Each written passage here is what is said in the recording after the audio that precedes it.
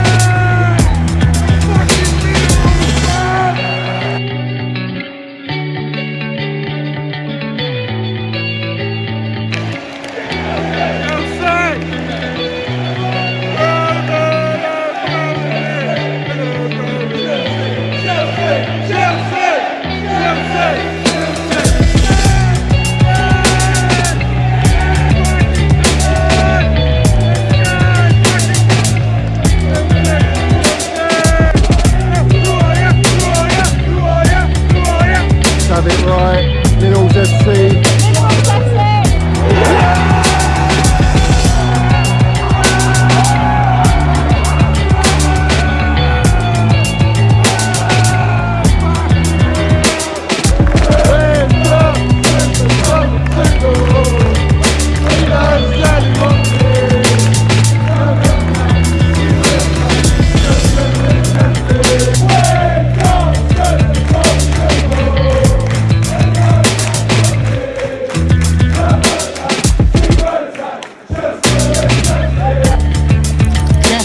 You got the minerals, yeah? Love it. Got the minerals, TT. Hey, Johnny's got the fucking minerals, mate.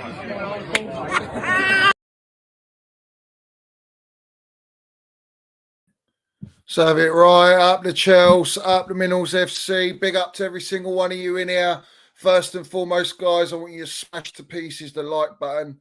If you ain't smashed that like button, smash it right now. There's 70 people in here. Hit that like button very, very quickly for us. Also, if you ain't subscribed, subscribe to the channel. All the usual jazz. Hit the notifications button so you know when I'm going live. And we've got the Minerals FC membership scheme pinned at the top of the live chat. I've also done a little poll. First time I've done a poll about the PR7, Cristiano Ronaldo. Would we have him at Chelsea? And at the end of the show, we'll reveal what the percentage is of yes and no. So yeah, let's get into it. Firstly and foremost, guys, smash that like button. Hope everyone is doing good as usual. So let me just see who's in here. Sid's in here, CFC Kel, Sean, H Talks Chelsea, big up to you, big up to Top Bins as well. Chambers, Kin, all of you guys. Big up to everyone in here, Indefinite as well. Zach's in here. All of you in here. Get in the chat, guys, as well. Francis, big up to you. CFC Blues. Immortal Technique. Leo's in here. Chelsea the Kingslayer. All of you in here. Dino. JP. Pedro. Big up to all you guys in here. Big up to every single one of you supporting the channel. Bazyan's in here. Stapes is in here. Lewis is in here. Everyone's in here. Big up to all you guys. Every single one of you. So we got quite a little bit to talk about. No stream yesterday. And yes, as Francis says, smash those likes, guys. Smash it. We're going to talk about Cristiano Ronaldo, which is funny, to be honest.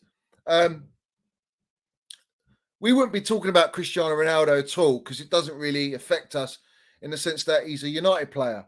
But as always, Chelsea, because we've got the new owners, we've got the money, they want to shoehorn Chelsea Football Club with this player again, like they did, like the Brown Envelopes did during the summer transfer window. So we're going to talk about Ronaldo. We're going to talk about Minerals Mount. His contract. We're going to talk about what he's come out and said We'll delve into a little bit about Nkuku and all that, but I'm not really too into that, if I'm being real with everyone. Big up to Luca, Bartek, Nikoi, CFC Stephen, Lee Rose, all you guys in here. Listen, smash those like buttons quickly. Hit them very quickly. We should have over 100 likes already, guys. Big up, Jem, as well. Everyone's in here. So, yes, Chelsea old boys, my geezer. Lovely to see you in here. As always, we know what's going to come now, guys. And it's simple as this. London is blue. Let's have it right. And we see things they'll never see. They'll see things we'll never see. They will never see this. So big up to all you guys in here. Appreciate the support as always. Let's have it right. The last stream was fantastic. We hit really good numbers on that stream, and I think everyone had a lot to say. I will get back to you guys in the comments there. As always, like and subscribe, guys. As Chelsea Old Boy says, best Chelsea platform, Up the Minnels FC. Let's go. Let's land it. We're going to land the Minnels tonight. So, let's get into Cristiano Ronaldo. Let's have it right. This geezer, right, has gone fuck the brown envelopes writing their articles. I'm going to go and do it myself. I'm going to go in there and land it on Manchester United, which is madness. Madness. The club that basically made Cristiano Ronaldo, brought him to the stardom that he's got. Obviously, his talent, let's have it right, but they were the club that risked everything and brought him to United, and Sir Alex Ferguson believed in him. And he's now just gone and shat on their club, completely shit on them. But there's pros and cons to it. There's pros and cons to it, because we're going to find out tomorrow and Thursday. It's a 2-hour session of dunking on his club with the worst brown envelope you can ever go with, which is Piers Morgan. I cannot stand that geezer. I cannot stand that geezer. We know he goes to Epstein's Island. We know that. We know he's an Epstein's Island member. Yeah, let's have it right. We're landing the minerals. But this guy, to go to him and his platform, fuck me. Ronaldo's not holding back, is he? He is not holding back. So, where do we start with this? It's clear to me that Cristiano Ronaldo wanted to leave in the summer. It's clear that the Glazers, the wrongers that they are, refused to let him go. And they want him for the monetary reasons. They want him for all the money that they give back to their club. It's a no-brainer. Because let's have it right. He's a 36-year-old. 36, I think he is. You know, he's at the end of his career. So, you know, it's clear that Ten Hag's not going to build around him. It's clear that Ten Hag's sort of being briefed how to handle the situation, to let the press know and all the brown envelopes that, you know, yeah, we've got a role for Cristiano's got a role at our club and I've got plans for him and blah, blah, blah, when he's not even getting in the side. And let's have it right. United are winning games. They're playing better without him. So why is Ten Hag going to change that? He's not. Ronaldo's getting he's being a bonnet. He's upset about it. Obviously, it's the whole Cristiano Ronaldo show. And as Thomas Tuchel said, I don't want this player. I don't want this egomaniac in my squad and in my dressing room. He will ruin and destroy the dressing room. And right now, what he's doing at Manchester United is exactly that. Or he's trying to anyway. But there's a lot of context to it. There's a lot of repercussions with what he's doing, because he's not only forcing himself out the club, which is what he wanted in the summer, he's forcing the Glazers' hand to back Ten Hag, terminate his contract, which is what Ten Hag reportedly wants today. He wants his contract terminated. He doesn't want him at the club, doesn't want him in the squad. He's completely, basically forced the Glazers to make this move, a move that they didn't want. And fair play to him in that respect, because he's at the end of his career and he's thought, do you know what? Fuck it. I don't care. It's me I care about. I'm at the end of my career. If I piss everyone off, piss everyone off. At the end of the day, I wanted to leave and they wouldn't let me leave. So he's where he is now. We're going to find out what he actually goes, what details he goes into. But what struck me what I liked about it was how he literally landed the minerals on the Glazers for not changing the kitchen, the gym, the technology, for improving and upgrading on every aspect behind the scenes at Manchester United, and basically exposed, which most of the fans knew anyway, because you can see the ground needs renovation in certain areas. That's what they've gone and done.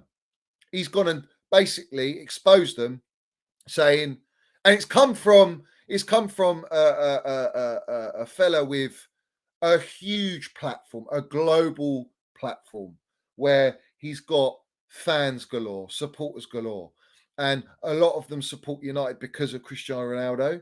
A lot of them from the start, and a lot of them who are a young generation, seeing Ronaldo come back to Manchester United, support the club or chosen that club. So he's just gone and shitted on them. And at the end of the day, the Glazers don't invest in the club, right? They haven't done. They don't even pay off the debt.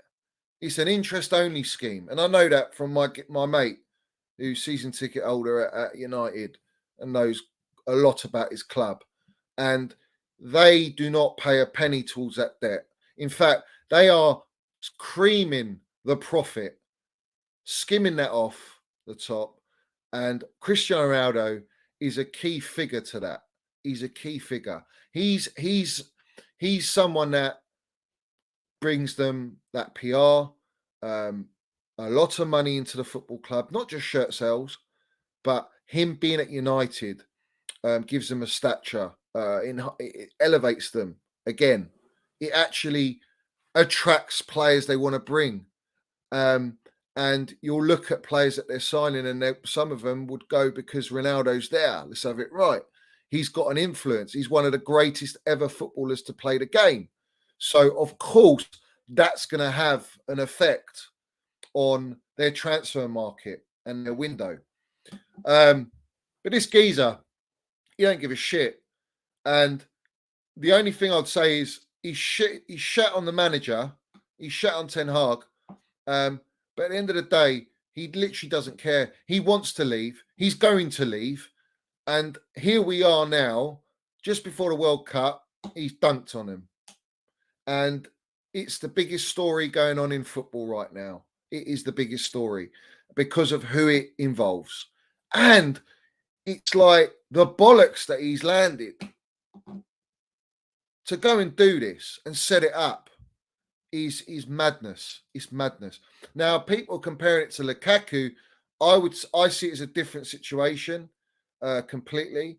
I think the profile player and who he is different fucking chalk and cheese, mate. I mean, Lukaku will never be that player that Ronaldo is. We know that. But I think Ronaldo is that sort of geezer who's entitled. He feels entitled to do whatever he wants. And again, Lukaku did the same thing. But for me, Lukaku, what he did, unacceptable. No player's bigger than the club. And that goes for Ronaldo. Ronaldo's going to leave. It's done now. He's out. He's gone. He's finished. He's sort of tarnished his whole legacy, if you like, of respect. You know, that love and respect. I think the fans always love what he's done, but they won't respect this. They won't like this. But at the same time, it's like you give and take with players like this. That's why it's different to Ronaldo to Lukaku for me. Lukaku is a rat. He's just a cement-booted fraud. Never delivered at our football club. Cristiano Ronaldo last year, if it wasn't for his goals, they wouldn't even got where they were in the table. I think they would have finished 14th. We can't say the same about Lukaku. Whether you like or hate Ronaldo, he delivers. And you give him the service and he'll put the ball in net. And he also brings us a type of mentality to the squad. And it's something that Ten Hag never wanted, clearly. He never wanted it. And that makes sense for me. So what the reason we're talking about it is it's a great story, don't get me wrong, but the fact that we are now the bookies' favourites to sign Ronaldo fucking astounds me. It really does. And if I'm Chelsea Football Club and I'm the owners, there's pros and cons to this. There's pros and cons. But for me, the cons outweigh the pros. In terms of footballing reasons, the only thing this guy would bring to our football club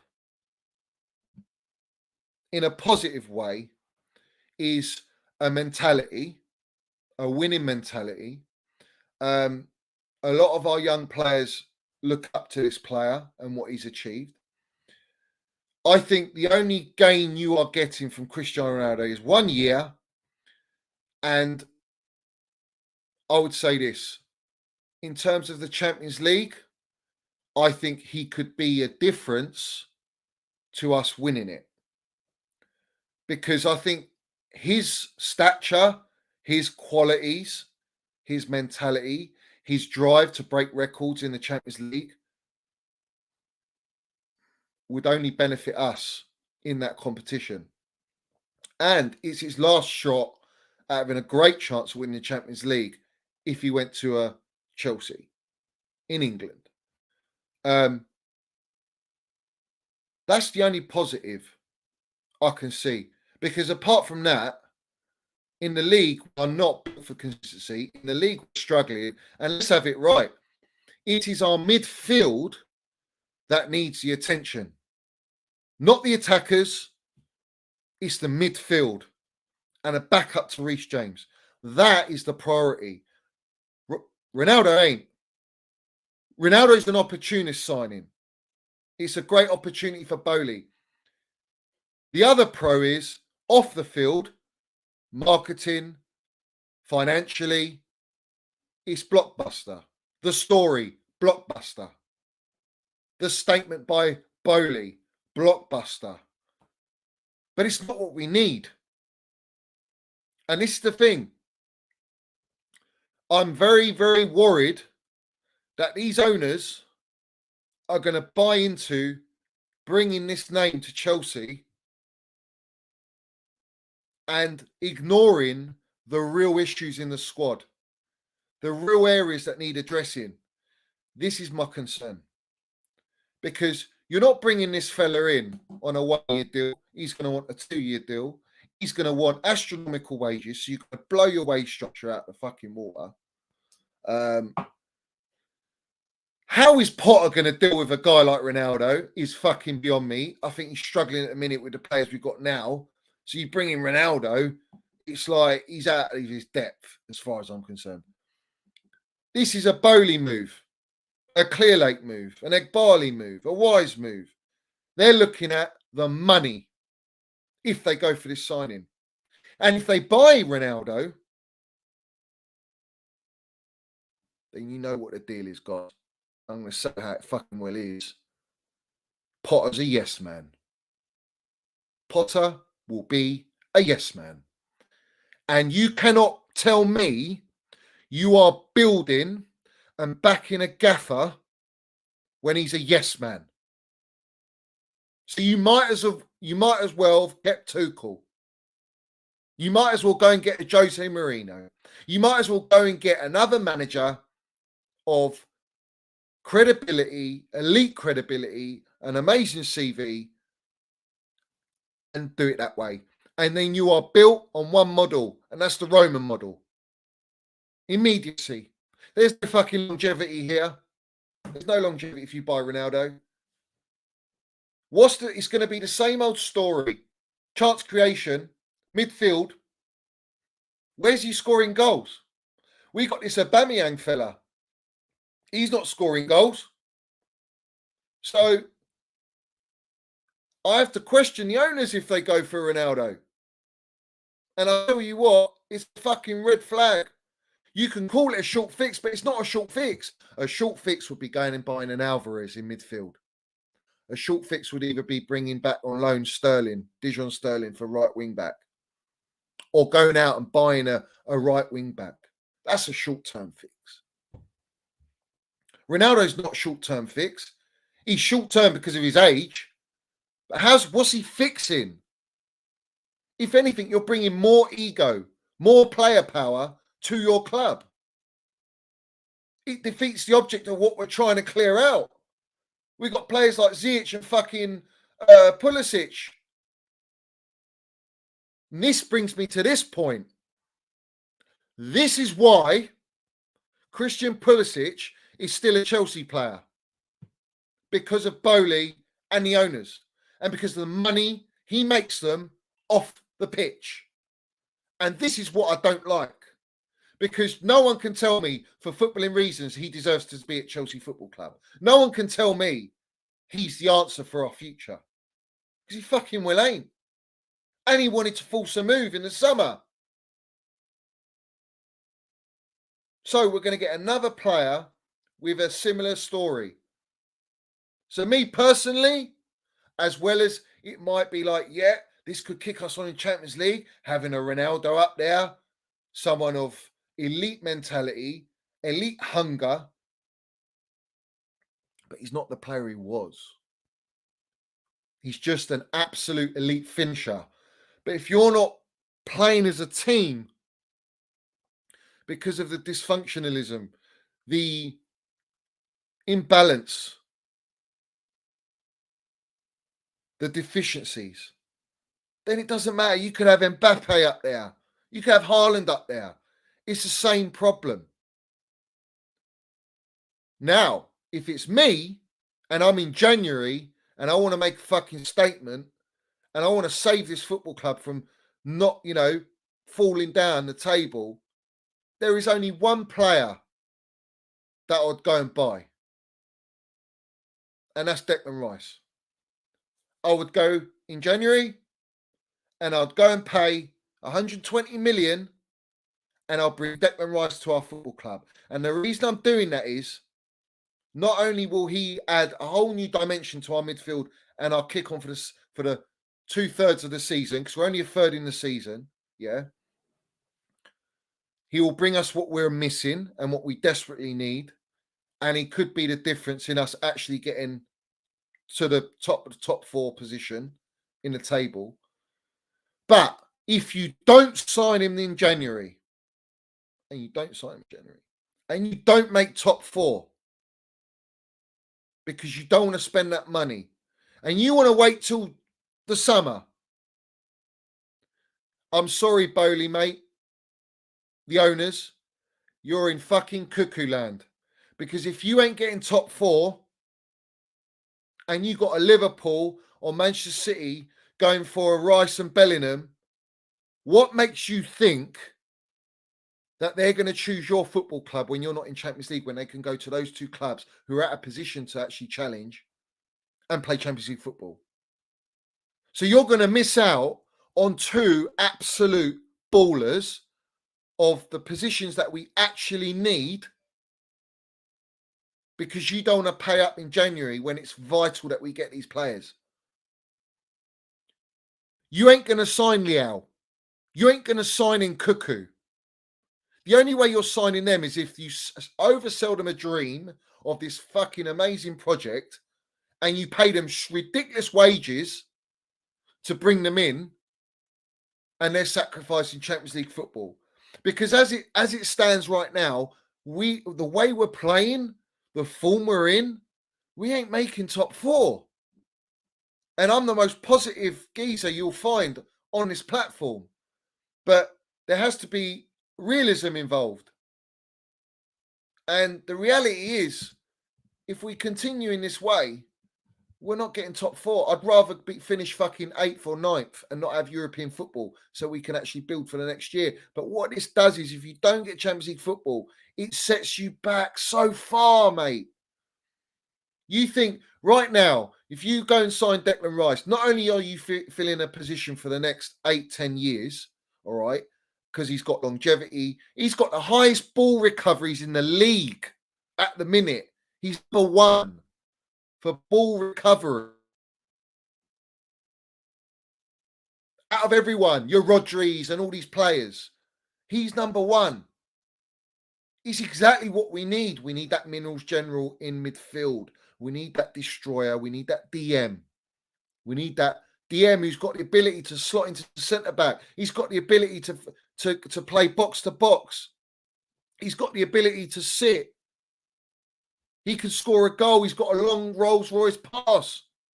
He's got all the attributes that we crave and need at our football club desperately, because no one in our squad's got that.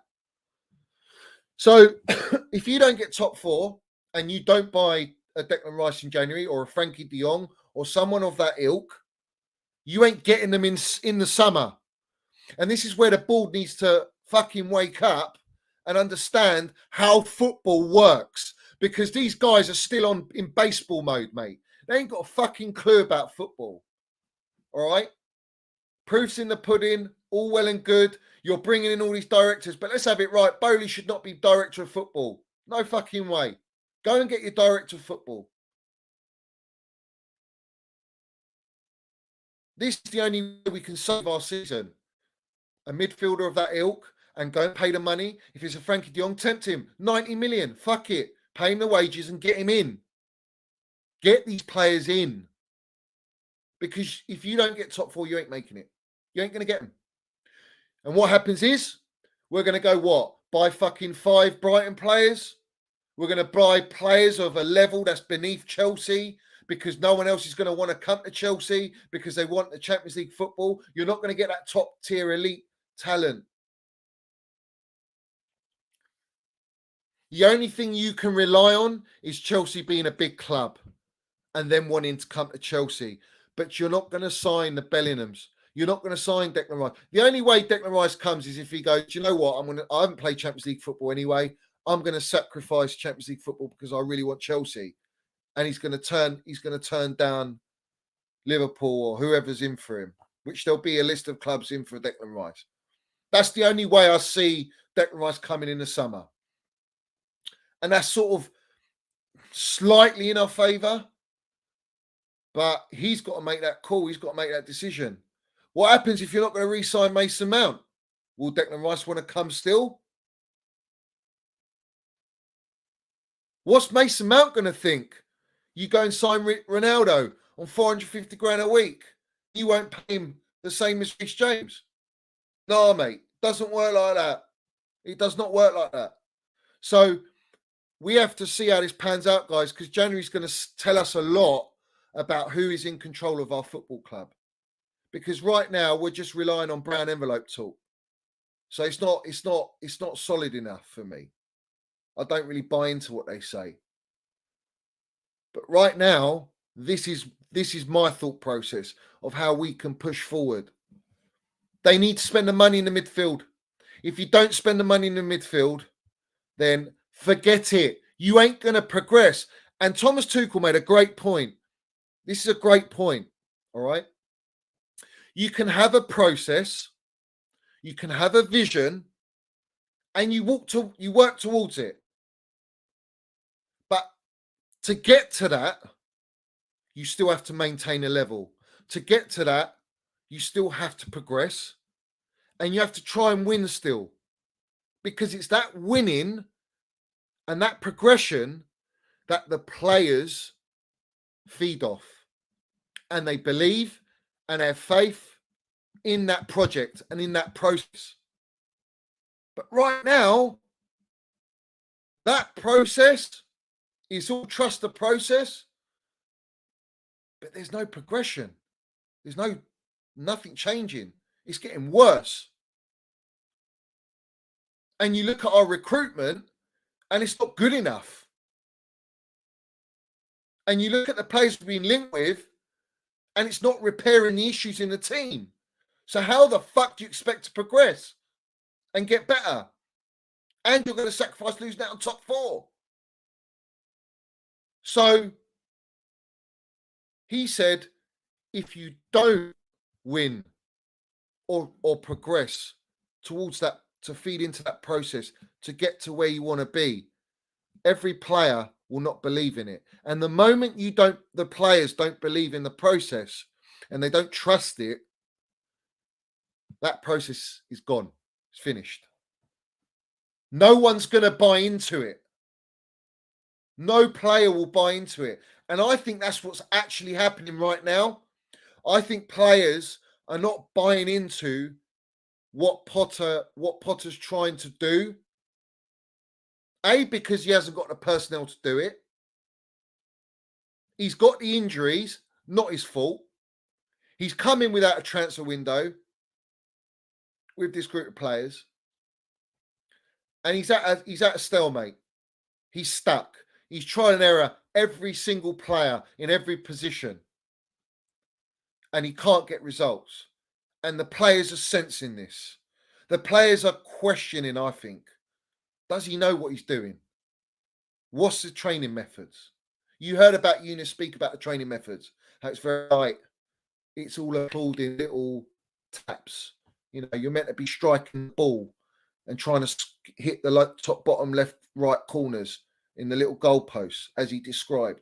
And they're just slowly tapping it in just to get it in. There's no drive. There's no fucking minerals. The only player, the one player that gives it 119% in training, in this group of players, in this entire squad, that actually tried to rifle that ball in those little goals in the bottom left, right, and corner was Mason Minerals, man. And that speaks volumes. It shouldn't be like that. It should be every player. It should be every fucking attacker. And he named Pulisic, Havertz, Aubameyang, Ziyech. All of our attackers, mate. All of our attackers. So I don't think they're buying into Potter right now. And I think this is why we're seeing a decline in performances. This is why we're seeing a decline in results. And this is a worry, because the brown envelopes are fucking rifling the PR at the minute, really pushing the pro Potter agenda, that the board is unwavering with Potter. They have he has their full support. They're not going to sack him, irrespective of top four. Now, one thing Bowley and his owners have got to understand with Chelsea Football Club is we are a club, an elite club of elite stature that has to be in the Champions League. And if we're not in the Champions League, it's a big, big decline in how we want to progress as a football club. We should be fucking good enough with the squad we got to still get top four and push towards the process. And we're not doing that. And you've sacked the most elite problem-solving manager because you didn't see eye to eye. So I bring the whole pride issue into this, ego issue, Bowley going and whining and dining all the Premier League guys, all the heads, going to Barcelona and all this nonsense to talk about Super Leagues and shit like that, talking about a fucking pyramid, you know, instead of actually looking and addressing and listening to the elite professional with his advice on how we should go forward and what we need and what this squad needs, because he's worked with this squad for almost 2 years. So I think he should know more than Bowley does or any other owner does. Yeah, let's have it right. So that's not apparent. And we're seeing all these names crop up of what we're going to sign. It's all a pick and mix again. And I'm very concerned. And I'm always positive, but I'm very concerned about this ownership. I'm actually worried, mate, because you can go and sign players in January, and by the looks of it, they're looking at Endrick, which great, fantastic talent, but the kid's 16. He's 2 years off playing. He's 2 years off actually coming to us, or a year off. So that's just for the future. Great. You're putting all your energy into that. Cool. That doesn't solve our problem now. We need to fix our problems now. Because if we don't fix our problems now, we're going to fucking decline even more. And then the job is even harder. And it's harder for Potter, the guy that you're backing. But we have to ask this question, yeah? Hit the like button as well, guys. It's almost 200 people. Smash the like button. We have to ask this question. It must have been really fucking bad for Tuchel to draw a line and say, fuck this, is enough is enough. I'm not involved in this. I don't want to be involved in this, and I'm gone. Because I think he made the decision, but he's not going to just retire and leave and quit because he misses out his 17 million. No professional in the game would do that. They wait to be sacked. Every gaffer does, right? But I think there was a line drawn, and I have to question the discussions, the Todd text message Bowley and Egbali text message merchants to Tuchel. Tuchel knew, I'm not going to get on with these owners. They're not listening to me. They're not going to back me. What's the point? I'm too fucking good for this. I'm not here to educate. So he waited to get fired and he got fired. He probably said to him at one point, fuck off. And the moment you say fuck off, literally, they're going to sack you. And I'll tell you why it's sour and why it ended sour is because it was reported, whether it's true or not, Tuchel's backroom staff have all been granted extra gardening leave so that they don't have to worry about their permits in the country. Tuchel ain't been granted that. He's got to leave in December. They could have done that for Thomas Tuchel, but they didn't do it. So there's some sour grapes there between the owners and Tuchel. And I'm asking the question, those discussions must have been pretty fucking bad to get to where we are now. So where I think the owners have looked to Potter is Potter's at a stage in his career. Granted, he's got a blueprint. We know that. Granted, he's done exceptionally well with the teams he's been at. But he's not ever been at a Chelsea level. He's never been at a Chelsea level. That stature, that eliteness. So what does that allow the owners to be like? That puts, my friends, ladies and gents, this is the minerals now. The hiring of Potter puts Bowley, Clear Lake Capital, Egbali, Wise, all the board directors in full power and control of everything. It's not a case of you're the gaffer, run the team. We'll sign you what players you want. It's not going like that. This is the way I look at it. Everything is screaming that to me. That Potter is a yes man. And let's have it right. You go and sack Potter. If they go and bring in a Jose Mourinho or a Hansi Flick, do you think they're going to accept those terms? Because Tuchel didn't accept those terms.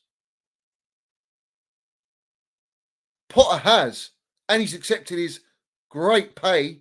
He's got a fantastic wage structure for himself, a pay packet. He's got his whole team now. So this is what I'm talking about. This is the way I see it. And right now, prove me wrong. The owners need to go and prove me wrong. But fuck me, if we go and buy Cristiano Ronaldo, it's done, guys. I'll be real with you. If we sign Cristiano Ronaldo, we are fucked. We are fucked.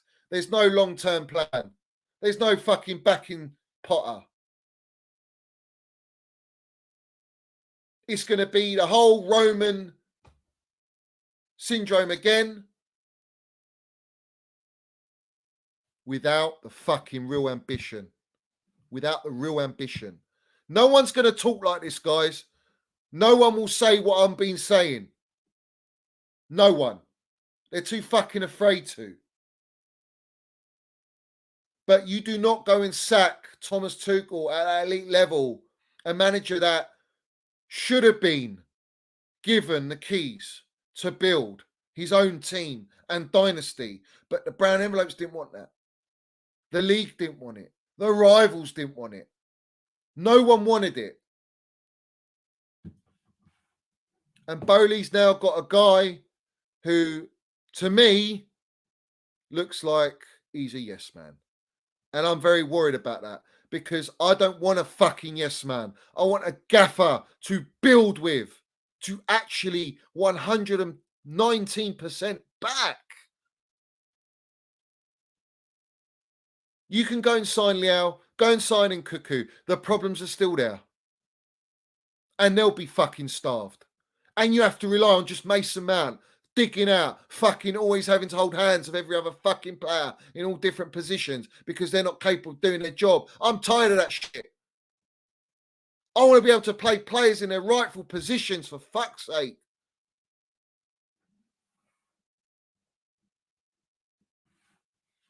These are the red flags. These are red flags. And Bowley needs time. I get it. He needs to get the right people behind the scenes. I get it. He needs to give Potter time. I get it. But to me, it feels like a smokescreen. Feels like a smokescreen, mate.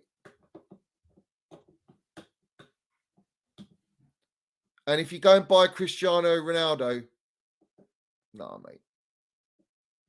It's all about the money. It's not about Chelsea. Yeah. The only positive with Ronaldo is him playing in Champions League because he's got that ambition to win the Champions League again. That's it. Apart from that, in the league, nah. You go and buy a midfielder of quality and you get a backup to Reece, because let's have it right, Reece is injured every fucking season. Every season he's been at Chelsea, he's injured. And if you don't get the adequate backup, he's going to always get injured every season because you're running him into the ground. It's not addressed. It's not addressed. I'm hearing we're looking at another central defender. How many fucking more central defenders do we need right now? Can't we do that in the summer? You spent 75 million on Fofana, who's come back from a career-ending injury. He's not been the same. And now he's injured. He's missing the World Cup. These are fucking the reality, mate. This is the reality of the situation. You don't fix the midfield, the problems will always be there. I'm sorry. It is what it is. It's been like this for fucking 2 seasons. Tuchel came in and he paved over the cracks. And as he got into second season, the cracks started appearing. And now they've opened up massively. And we're all falling in it, guys. And the players are drowning. It's not the players' fault. Our players are not shit.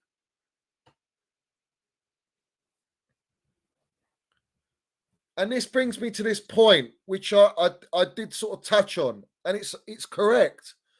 I think there's an element of you sign Ronaldo, and in the billionaire's mind, business mind, they're thinking we're going to attract Endrick, we're going to attract other big players because Ronaldo's at our football club. And it's such a short-sighted approach for me. And again, it's all about the money.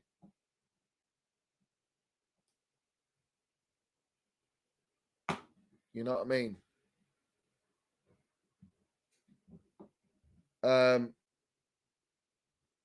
So I've set my start. I don't want him at my football club, really. No, I don't think it's what we need. And he's even older and slower than Aubameyang. We do not have quick transitions in our side because of our midfield. So where are you gonna? I see the way we play now. We're not a possession-based team anymore. We've gone from a possession-based team playing that system to still playing that system and not being a possession-based team. It's almost like we turn into a counter-attacking team. We're sitting back on fucking against teams. Newcastle, Arsenal. It's poor, man. This is poor. This is not what we're about. It's not what we're about.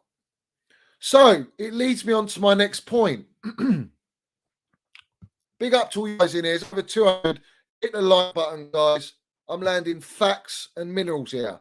So hit the like button and subscribe if you ain't already subscribed, yeah? So big up to every single one of you in there. This is the problem. Our whole identity is gone. We had an identity under Tuchel. We were hard to beat. We had possession. We like to get recoveries. We haven't got that anymore. It's gone. Since that manager's left, it's gone. Potter keeps coming out saying that the lads gave everything. If I'm the gaffer, right? If I'm really the gaffer, and we've been poor, do you think I'm going to go and say, yeah, all the players done a great job? They all tried hard. When everyone can see that there's a number of players there that didn't. They're all concerned about the World Cup. That's what they're concerned about. Kovacic, for example, doesn't want to go in 100% because he's worried he's going to get injured and miss his last ever World Cup. Could be his last ever World Cup. He's avoiding surgery. Thiago Silva, similar mindset. But yet we play Mason Mount. We play Gallagher, who could have got injuries at Newcastle. In fact, Mason Mount he got 2 bad late challenges where we got free kicks and he could have got injured and his World Cup would be over, but he gave everything he could, running fucking headless chicken that he runs because of our incompetence in our team. But when it comes to all the other players, no, they don't give it all. And this is the thing. If I'm Potter, I will drop these players who's not giving 100%. And I'll come out and I'd say, we weren't good enough. We should have been better. And we need to try harder. That should be the message to the players in the press. Not the lads gave everything 3 consecutive times.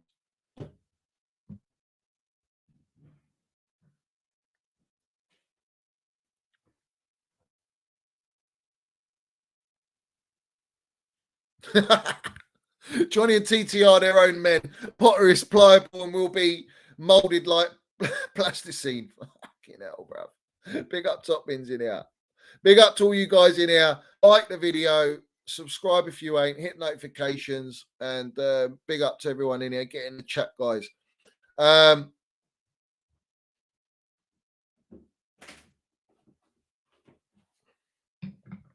This is the thing, guys. Let me have a little drink because my throat's a little bit dry. Too many facts being said.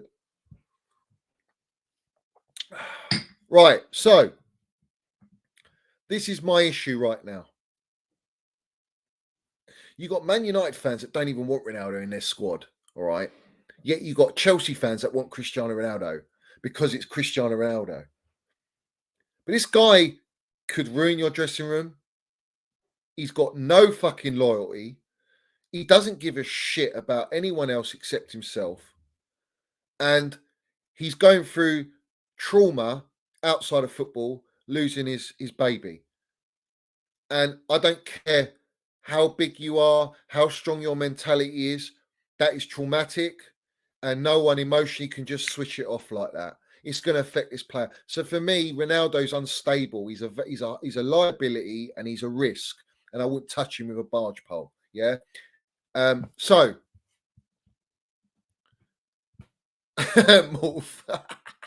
big up to Chelsea old boys and top bins. Big up to all you guys in here. Every single one of you. Cuzzy, we've won it all. Let's have it right. We have won it all. Keep the aftershave model away from Chelsea. H talks Chelsea.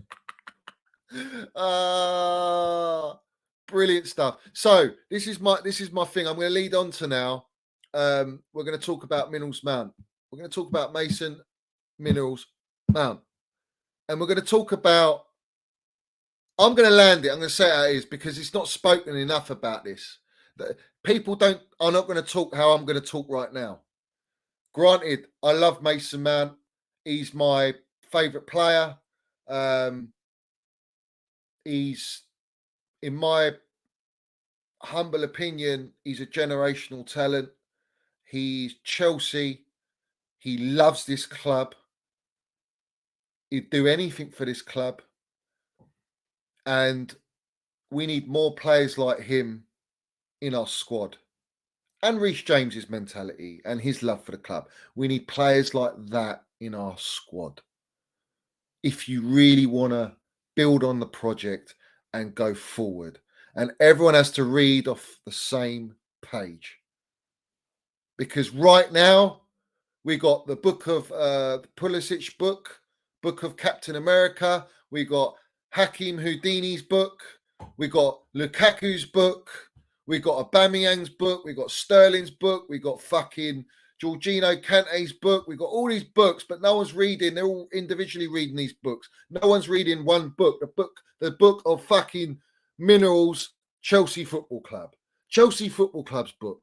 That's what we should be reading from. Every single player, but we're not. And you can see how dysfunctional we are, how disjointed we are. Where's that unity? Where's that fight? Where is that? So, we're going to talk about Mason Mount. And the first thing I'm going to bring up is what he came out and said yesterday. All right. And a lot of people got their knickers in a twist because of it. Yeah. But I'm going to break it down. So let's put it up. He says, big up to Minerals, man. We haven't played to the level we expect of ourselves as Chelsea. You all deserve more from us. When we're back from the World Cup, we're getting straight back to it and pushing ourselves to a higher level. We have the best fans in the country and we will make you proud this season. MM. Now, big up to Minerals Mount writing that, having the bollocks to do it, showing he cares, he loves this club, he is proper Chelsea, and he wants nothing more than this club to succeed. And he's come out of every single player in that squad to write that. It's not come from Azpilicueta, captain. It's not come from Jorginho, vice captain. It's not come from Thiago Silva, vice captain. It's not come from Reece James, who everyone wants to be captain. Hasn't come from any other player. It's only come from Mason Mount. Why? Why is it only Mount? Why is everyone else not writing these messages? You're going to the World Cup. You're fucking off for 6 weeks. At the very least, you can write us a fucking message. All the other players. And after Mason Mount's done that, write a message. Follow suit. Why did our captains not write it? This is why Mason Mount is future captain of his football club. This takes leadership qualities to do something like that. And I've heard nonsense. Oh, we should have done it after the Arsenal game. Oh, he should have done it because,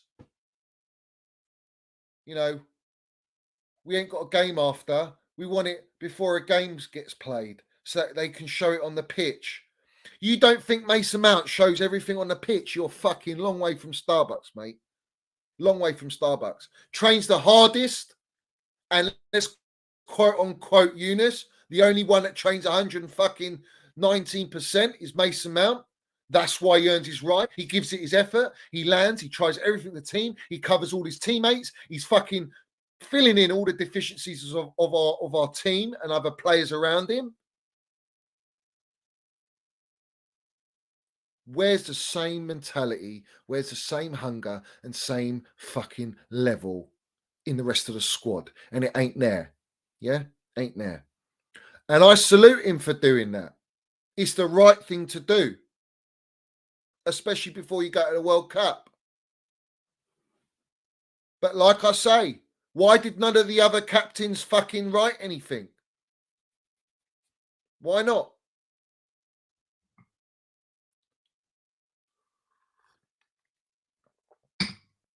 He can't do it on his own, guys. One player is on his own is not enough. Reece James comes in, that's 2. It's not enough. It's not enough. And you're already 1 down. So you've only got Mount. Those are the 2 players you build upon. They are the DNA. They are the core backbone of this club and this team. And without them, forget it. Just forget it. So that's all I've got to say on that matter. I've heard a lot of nonsense because they're all haters. They're all agenda merchants. They're all agenda merchants. They don't like it. If Reece James writes that, they'll praise it to the high heavens because it's all agenda. If Aspilicueta writes it, Thiago Silva, Jorginho, they'll praise it to the heavens. When it's Mason Mount, it's fuck all. We don't acknowledge it because there's an agenda there with Mason Mount. We know that. So let's move on to Mason Mount's contract. Let's move on to Mason Mount's contract. Big up to every single one of you guys. Big up to every single one of you. Hit the like button, subscribe, all that jazz. I'm on the road to 5K. Unbelievable. Big up to all you guys. Without you, it's not possible. Mason Mount, Reece James are the start of our backbone for the future. But we need more than them. We need another 4 players, backbone players, to really kick on and build upon. So, let's talk about his contract, shall we? He's got 18 months left on his contract, which is nothing. It's still not agreed from what we've been told. All right? Let's bring up Reece James for 1 second. It was absolutely a must to re-sign Reece James. But I'm going to break down the reasons for it right now. The first thing is that Reece James was on a current four-year deal already on 45 grand a week, which is absolutely shocking for the level of player he is and what he's achieved at our football club. So he's not going to wait another year. He's not going to wait another 2 years, 3 years, or 4 years to get a new contract. So that got sorted. He's on over 300 grand a week on a 6 plus 1 year deal. Yeah? No one buttons an eyelid. No one questions it at all. And I don't either. I don't question it. Not a problem. Fantastic. We've had fucking merchants like Lukaku on 400 grand a week. Timo Werner on 290, 300 grand a week. We've got Sterling coming in on 300 grand a week. And they've all done fuck all at our club consistently. Getting big money. And Reece is one of our own. So he gets his contract. Fantastic. But this is where it fucking rifles me up. This is where you have to question the narrative. And I'm going to put it quite simply. Why is it all right to pay Reece James 310, 20 grand a week, who's granted always injured every season, but not to pay Mason Mount the same? Why is that all right? Because it ain't. Why is it all right to go and sign a Leao, an Nkuku, a Declan Rice on 300 grand a week, but you don't pay Mason Mount anywhere near it? It's not all right. It's disrespect. Absolute disrespect. So, let's break it down. Let's break it fucking down. Yeah.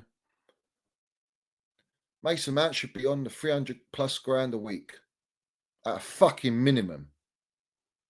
An absolute minimum. Just because he's been there since the age of 6, 7 years old. We don't value Cobham boys like that. But hold on a minute. You value Reece James like that. You don't value Mason Mount like that, who plays the majority of your fucking games. He's played more games. He's almost on his 200th game for Chelsea. He's light years ahead of Reece James. Yeah? He's the most least injury-prone player in our squad.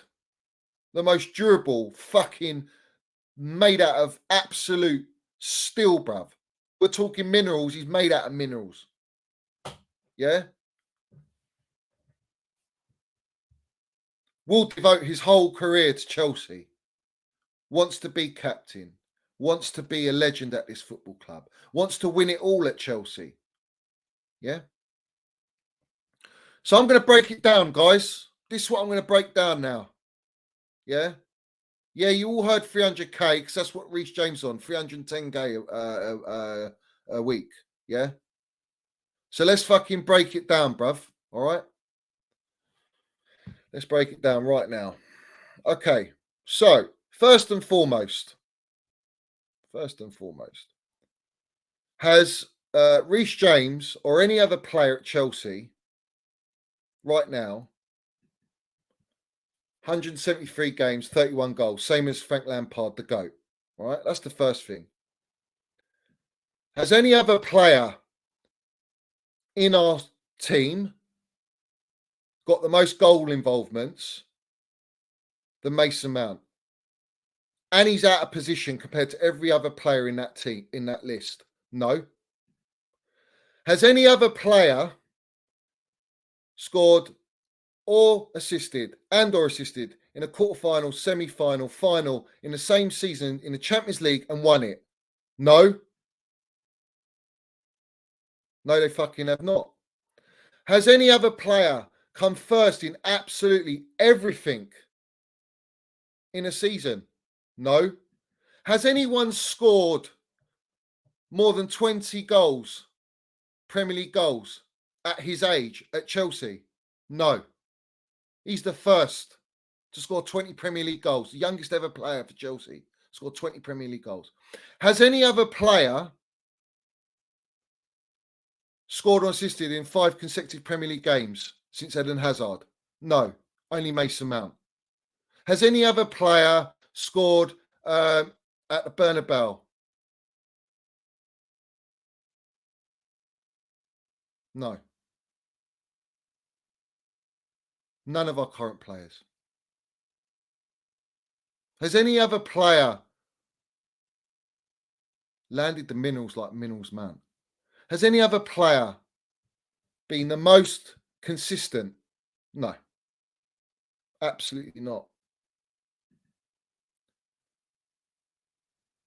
And let me remind you, Mason Mount's GA at 3 years at Chelsea is 61 GA. Let's add in the 4 now that he's got this season, or is it 5? You're looking at 66 GA or 65 GA since he's joined Chelsea. The highest than any other player. Any other player in our squad, the highest GA. He's beaten Lampard. I've got it up there. First 3 seasons. Lampard's on 46 GA for his first 3 seasons, 2 years older. Mason Mount is on 61, 3 years. What a difference. What a fucking gap that is. He's the only player in the world since Xavi to create 8 chances for his country in 45 minutes because he got subbed off. Xavi played a full 90. Has any other player done that? No. Has any other player won man of the match in 45 minutes away from home when he done it at the San Siro? No. So why is it fucking all right? Let's have it right. Why is it all right to not pay this player his 320 grand like Reece James? You know why? The ones that say no, you are pure, outright, biased agenda merchants. That's exactly what you are. And it shows. So at the end of the day, the way I look at it is he is fucking more than earned his right to get his big contract and commit himself for 7 years. Fuck me, Minerals Mount probably signed a 10-year contract. Knowing you got all these big clubs after you. Knowing that. At any moment you could go and get double what they're offering you. So at the end of the day, let's see how Bowley values Minerals Mount. Because if he doesn't pay him what he wants, I won't deny, I think Mount will still stay. Because to him, it's not about the money, but it's also about respect. And he's not been shown the same respect as the other players, especially new signings, and you compare it to Reece James. And no other player in our squad has done that. No one. You cannot name me one player that's done what I've just listed there. So, at the end of the day, yeah, this is it. Fuck your agendas. Let's see what happens. But at the end of the day, if we lose, if the owners let go of Mason Mount, I'm telling you this, it will be the biggest mistake. Forget De Bruyne's and Salah's and all these players. This will be the biggest mistake in Chelsea history. Letting go of Mason Mount.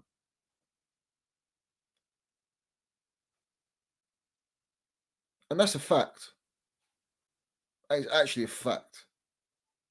Because in a way, I wouldn't mind. Yeah, fuck it. If he's going to leave, he's going to leave. If he goes, watch him go to Manchester City. Watch him go to a fucking Real Madrid or a Liverpool or some top club. Watch him go there and ball the fuck out in a complete team. We're not a complete team, yet he's racking all this up. So at the end of the day, that's to all the wrong-uns. That's all the wrong-uns in the game who don't value him. The real fans value him. The true fans value him and understand him and get him. But as far as I'm concerned, he ain't going nowhere. I'm just putting hypotheticals out there. If he did leave, he would walk into Manchester City's team. He would walk into that. Pep would play him every game. Absolutely play him every game.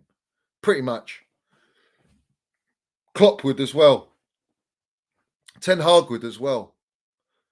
Because there is no one like him in world football at his age. And his best years are yet to come.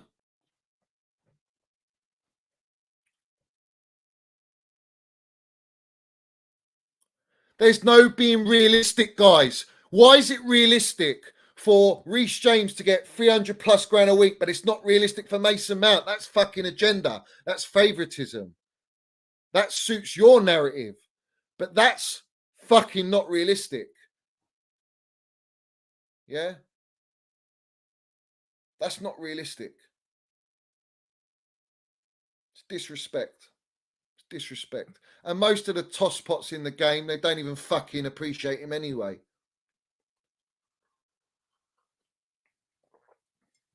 But when he does sign that contract and he is captain of our football club, I'm drinking all your fucking tears. 100%. 119%. I'm drinking all your tears. And the funny thing is, no one can name me. Not one person can name me that any other player has done what I've listed out to you. Not one. You can't name them. Because there isn't any. And that's it, bruv. It is what it is. Up the fucking minerals, man. Up the Chelsea. And Bowley will regret it. If he loses, man, he's going to regret it. He will regret it, bruv. You guys in the comments going, why would he get 300 grand is laughable. Why did Reece get 300 grand? Reece hasn't done what I've just mentioned. He hasn't done any of that. Great player. World class. Like Mason Mount. And let's bring up this. Has any other player in our squad been compared to Paul Scholes?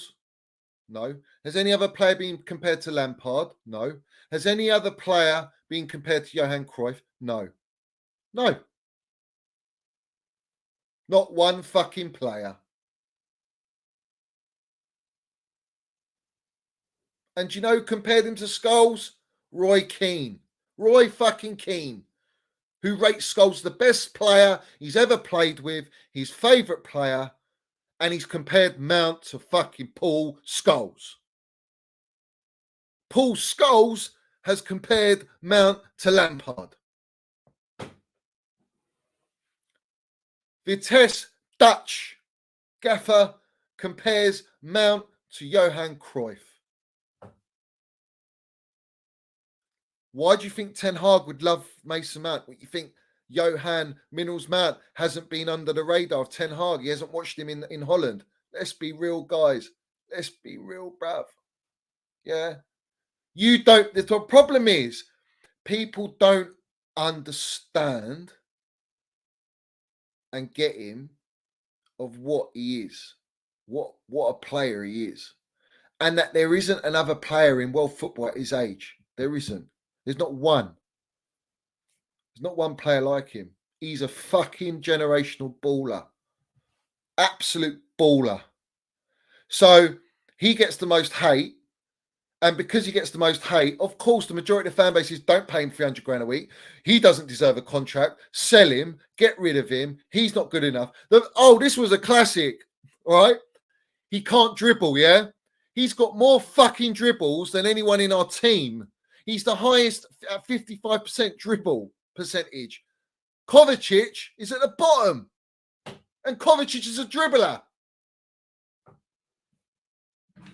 This is what I'm saying. They don't fucking know, mate. They don't watch it. I don't know what it is, mate. They must have just shit in their eyes. Fucking hell, bruv. I don't know what's going on with people, man. I don't know what they watch.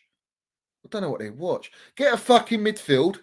Get a quality midfield, and we'll actually see Minnels Mount in his position and fucking ball it, bruv, consistently. He's been balling out of position. No one talks about that. He's been playing out of position and he's still fucking outnumbering every other player in the squad.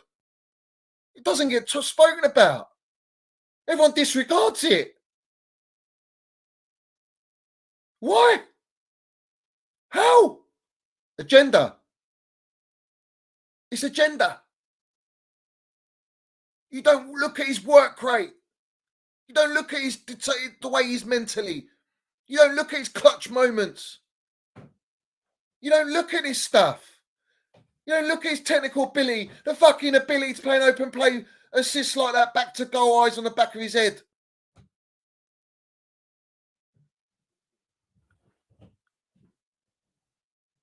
I don't get it.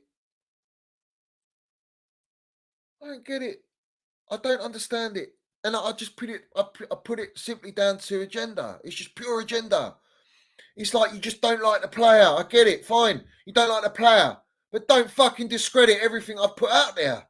You cannot. And if you do, you're basically revealing to me you're just a hater. You're just an agenda merchant. Fine. Keep your agenda. But don't fucking praise him, bruv. Don't celebrate him. When you're talking to all your rivals and he's outdoing everyone, you've just been fake. Even Havertz has been playing out of position. You know what I mean? So it's like, at the end of the day, I've just educated all you wrong-uns in the game. And there's a lot of people in here that know the deal and get it. You know what I mean? But what's funny is everyone comes for Mount's neck and they come for Havertz's neck. No one talks about the midfield, bruv. No one talks about, if we drop them, we've got to play Pulisic and Ziyech. Oh, fuck. Yeah, play Pulisic and Ziyech. Yeah.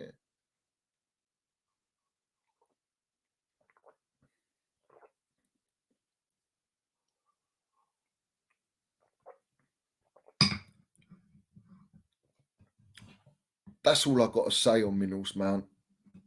And we're going to see what they do. Because I'm telling you now, you go and sign these new players for 300 plus grand a week. It don't work like that. And let's remind everyone, Mount could leave for free and the club get fuck all. And Bowley will lose money. And every billionaire hates to lose money. So it's all in their court.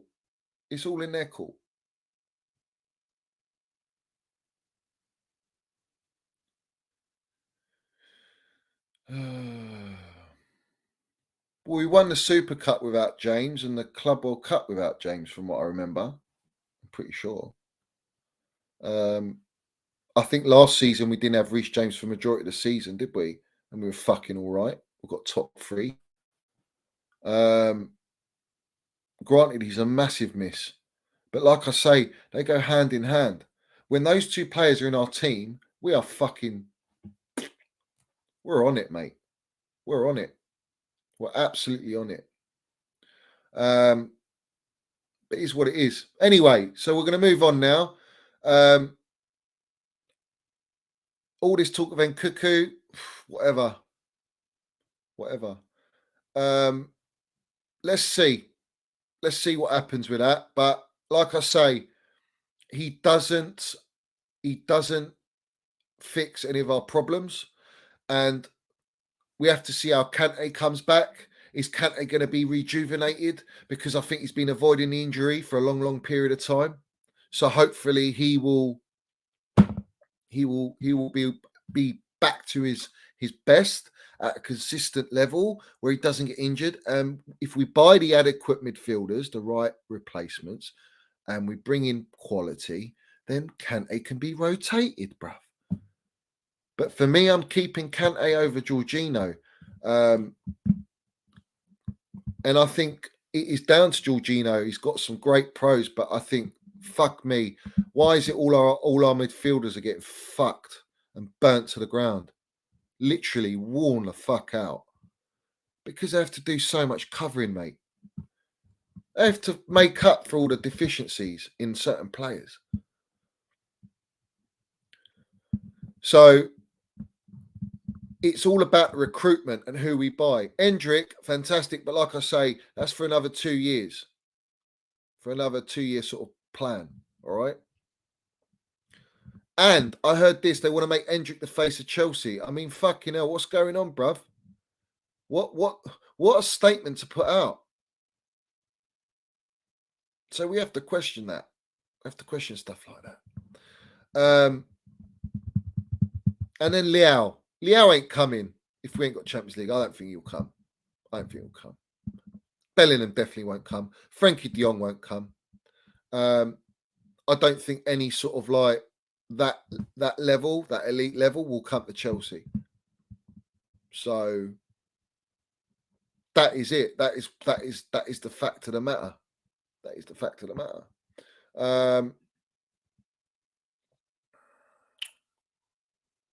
Where is that thing I was going to bring up?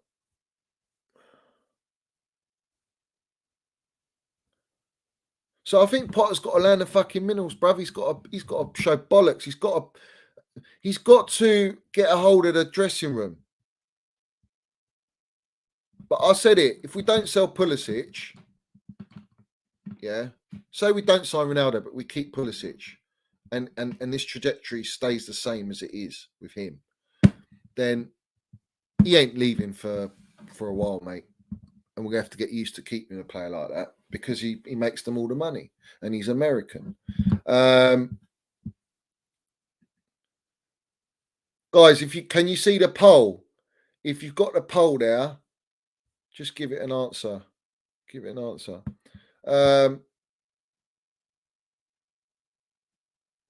If you want to come on, Chelsea old boys, let me know. I'll put the link in for you. I want to hear what your thoughts are. And guys, can you let me know what likes we're on as well? Let me know what likes we're on. We've done what? An hour and 19 minutes we've been in here. Big up to every single one of you.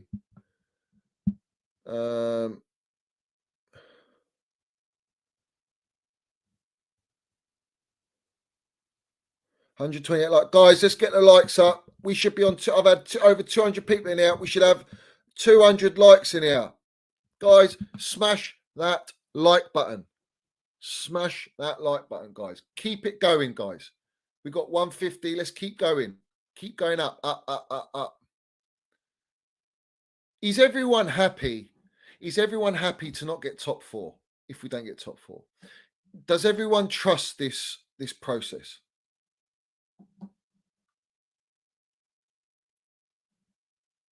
Does everyone trust the process? How can we trust the process when we haven't got any trust in the gaffer right now, because he's got to earn that trust, as Tuchel did? How can we trust the owners when we know nothing about them yet, because it's only been 5 minutes? So how is us as supporters, are we supposed to trust the process? It's like blind faith. You're blindly trusting it. That's what you're doing. You're blindly trusting the process.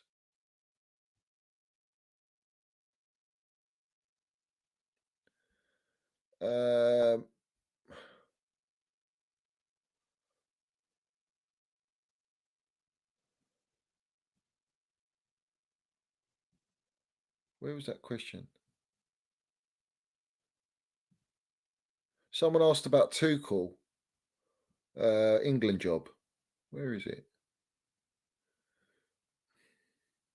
That's it, Quino. Thought on Tuchel having to leave England in December, Johnny. Well, he's not been given gardening leave like his backroom staff, so he's forced to leave the country. And there's also talk about him managing England. I think if you have Tuchel at the World Cup, straight away your England are up there. People won't want to play England instantly. It's what I'm talking about. It always falls down to one thing. Who is in charge? And it's always the ones in charge, mate. It's always them. They think they know what's fucking best. This is the problem, guys. Big up Mitchie in here. Big up all you minerals. Wrong uns, not so much. Let's have it right. We got a lot of wrong uns in here, have we? Crying out loud. We don't have the wrong uns in here, mate.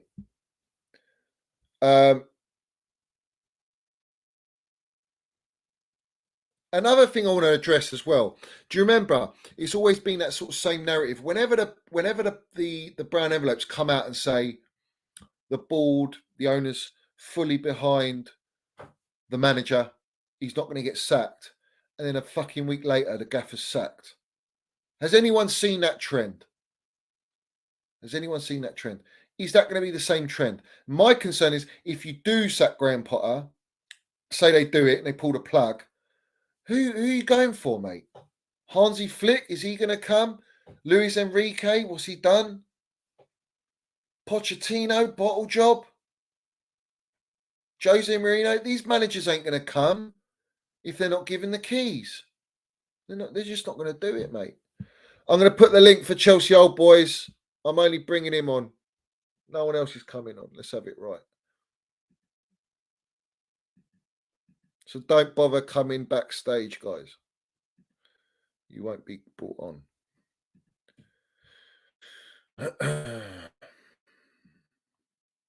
All right, Chelsea Old Boys. I'll put it in for you and then I'll take it out. No, I don't want Simeone, mate. Fucking hell, I don't want Simeone, bruv. Simeone is... That's not the brand of football that we want. Listen, also, Arsenal, yeah? Arsenal. Everyone's like, oh, look at Arsenal. Look at Arsenal. Yeah, look at Arsenal. 4 years, they've won an FA Cup and they've not even been in Champions League under Arteta. Is that the benchmark? Is that what trusting the process is? Fuck that. We're Chelsea. You can still win during that process. You have to win. As a minimum, Chelsea Football Club is top 4 and a trophy of some sort. You have to win a trophy in top 4, Chelsea. Bare minimum requirement. That should keep you in the job. That keeps all the players on their toes, guys. Keeps all the players on their toes. All right. Yes, Chelsea Old Boys. My geezer. Up the Chelsea. Hello, Johnny. Hello, everybody. All the Minerals FC. Big up to all of you. Have faith, have belief. Yeah, because we're going to come back big, fat, and ready. Trust me. Yeah, so let's do it, man. You know, it's been such a hard week. well, hard like a couple of weeks and that, but we're going to get there. Let's have that belief, let's have that faith, and trust me, Bowley. I think they made a crucial mistake by TT. I know they had their run-ins and everything, but they're going to put their money where their mouth is. They're going to rebuild our team. I'm so sure about that. And they won't get rid of Potter. Potter does need that time. We've still got a bit of dead wood in there. We eradicate them, get rid of them. Our season starts again in January. Let's hope we get 1 or 2 players. I'm thinking about 2 players probably. We need that one DM, that Alvarez, at least him. Somebody can shore up our midfield, link the defence with our midfield, get maybe a Trossard. I think he could be available. I think he can bring something different as a right wing back as well. I think he plays right wing back as well. So for Brighton, so maybe he can bring something.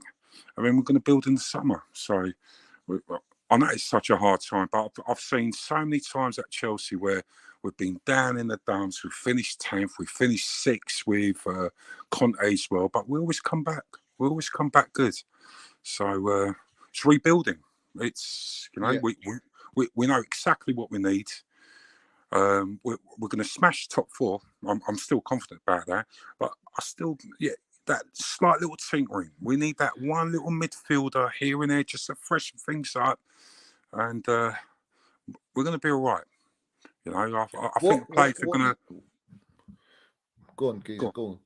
Well, I think the players are going to leave now. After the World Cup as well, they're all going to come back and they're going to look at it in a different perspective as well. They're going to think, what the fuck have we done here? You know what I mean? We got the World Cup. We're playing in the World Cup. We let our own football club down because they don't want to get injured or this and that and the other. And they ain't really been playing at their top form as well. But when they come back, as Mason Mount said as well, they're going to up their levels, and they're going to have to up their levels because it's their futures in balance as well. And they've got to look at that. And they've got to look at themselves in the mirror and say, what the fuck are we doing, man? You know, let our club, our bread and butter, we're the ones who are actually paying them the wages. And they've got to do that. Now, if they don't do that, we're going to know who the mercenaries are, and they're going to be shipped out. And they will go, but we will rebuild. I think Bowley ain't that fickle. I think even with Potter, with his management, his little bit of recruitment here and there, I think they have identified. Now, a couple of weeks ago, and you played it as well on the show as well, what did the CEO say? In January, we're going to be what, Johnny? What did he say? A different team. Right. So what does that say? Yeah? They're going to make signings, 100%. Yeah, we are going to make signings. Yeah. Of course we are. So we need to have faith and belief. Look, it's the first time Bowley, like, they're coming from America, in the new sport. Obviously, they're into basketball and baseball. Coming to football, they spent 4.25 billion. Thank God Roman put those clauses in there because they ain't going to mess about with our club. No billionaires come in there, spend that money, and they're going to strip our club right down. They ain't going to do that. We're winners. We've been winners for the past 20 years. They ain't going to come in there and not make us winners again. So give them a little bit of time. We're going to make mistakes. Everybody makes mistakes.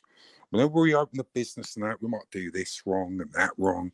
But we find our feet, we find the levels, and we build on that. So give them time. But trust me, the most important thing, I still believe we're going to get into top 4. Because once we get our players back and we just buy 1 or 2, even 3 players in January, we're going to have some cover, some strength in there, right, and bring the levels back up. And those players, they're going to want their contracts. Forget Mason Mount. I'm not talking about Mason Mount, about his contract. He should just get it right now, as we all agree. But they will be. They're going to be playing for their futures, and they're going to have to show their levels to keep us up there. Because if they don't, they're going to be shipped out, and we're going to bring new players who want to play for Chelsea, and with heart, with passion and belief. Okay, and we're still going to reach our goals, and we will do that. And with Ronaldo, I actually believe Bowley's he's a bit fickle, isn't he? He thinks he's going to bring Ronaldo, he can change things, but trying to attract players. Well, actually, we are Chelsea. We can attract players anyway. regardless without him. But that's how he's thinking at the moment. So benefit of that for him, because there is a benefit of that, but at the same time, I'm not like I always say, yeah, proof's in the pudding, and you need time for that. I get that, but I'm starting to see a few little red flags here and there. Some things I can't speak of, and some things that I do see that I've already mentioned. But my thing is this, yeah, Chelsea old boys, right?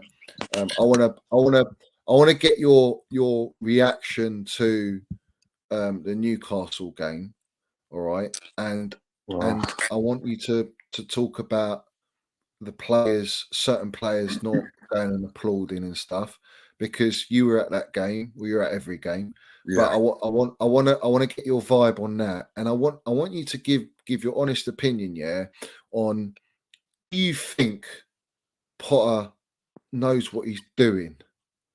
And that's not just on the Newcastle game. Just looking at the last sort of like 5-6 games where we've had this bad patch. That's what I want to ask you at the minute, because you're at the games and you absorb an atmosphere, you absorb a vibe in it from 100%. fans. Yeah. So I want you to let the viewers know what is that, and what's your take on it. Well, so for the past 3-4 games there, I've seen him change the formation too much, especially up front. He doesn't know the right balance from midfield to our attackers. Our mainstay play for him is actually having Mount there.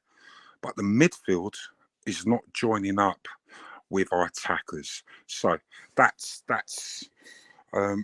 making it a harder job for our front three, okay, with our number 8, who's Mount, okay, to link anything up, because we ain't getting a fast transition, and the players who ain't playing week in, week out together, they ain't got that chemistry, they ain't got that fluidity, they don't know where the positions, one is going up, one is going in, this and that, so they're not playing as a balanced three up front.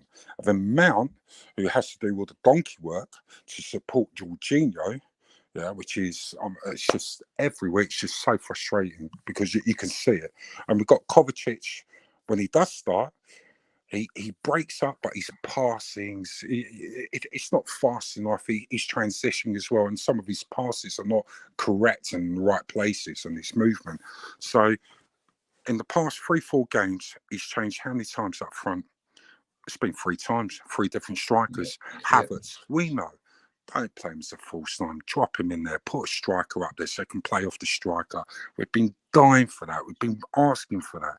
And he played him in that game. All right. I know he's experimenting. I'm going to give him benefit of doubt. He is experimenting. He needs to find out and see his right balance. But you can't do that at these crucial times as well. So the strengths of these players, so play them in their strengths. So when you do play these players in their strengths, so say like you play Broker and you play Havertz just behind him, or you play Aubameyang with Havertz just behind him, that's their strength and that's their mobility.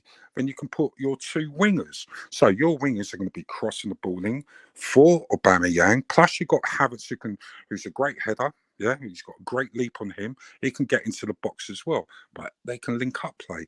Then you've got Mount, who's dictating that play. But when you've got Jorginho sitting there, all right, and Ruben, Ruben, I ain't gonna diss him. I love him. He's a good squad player, but he ain't the player we want, like playing with Jorginho. It's just I could see it time and time again. It's really frustrating, even like trying to talk about it now. So we got so many laps in those areas. So and Newcastle game, well, what can I say? It's just disjointed. Just everything. You can see from our setup. It's just when you saw the lineup, Geezer, and you saw Gallagher and Mount and Broha, what was your instant thought there? Well, Gallagher and Mount are 2 same sort of players, so we didn't have enough width as well. So it's going to be quite narrow. Yeah. Yeah, that's what I saw. So I was thinking, all right, so you've got Broker up front. How are you going to get the crosses in? Who's going to be bombing from the left, or from the right? Obviously, we wanted Ruben bomb there, but he got the injury. And Lewis Hall, Lewis was great actually. He was a great outlet. Him and Mount were actually linking up really well. So They were, they were. yeah, They I played love really that. well. Great through balls. So there's a bit of chemistry there, but it's on the other side. And then we're getting found out again in the midfield. So But the thing is, like you said, it Geezer, it's the slow transition. It's the same story. We've been saying it on my channel since the start. Well, for ages, but it's the slow transition from a double six position that is starving our attack. Is starving. There's no connection. No, because the ball's played too slowly. You can't have a Mount connecting the dots, which is what he did. That's why I call him the glue. Because when we're under Tuchel, you would always have Mount in between the lines of the opposition to receive the ball and then carry it, make the pass, and we make attacks like that. We haven't got that. We ain't, and it's killing us. Of course, it killing is. us. Yeah, and all those like sideways passing. I mean, so it's like. I love Jorginho, but the only game I actually saw Jorginho for once, he was pinging forward passes. Why? He had somebody next to him who was helping him and gave him that confidence, gave him that shield. So what? I can't base it on one game, but it's just so frustrating when you see that. So why can't we just change it? Just change it a little bit. But we are in the process. I understand everybody can't be arsed with a process and that, but we're going to have to do that. We're going to have to suck it up because the other thing, Ro, I do see Potter's a little bit of a soft touch.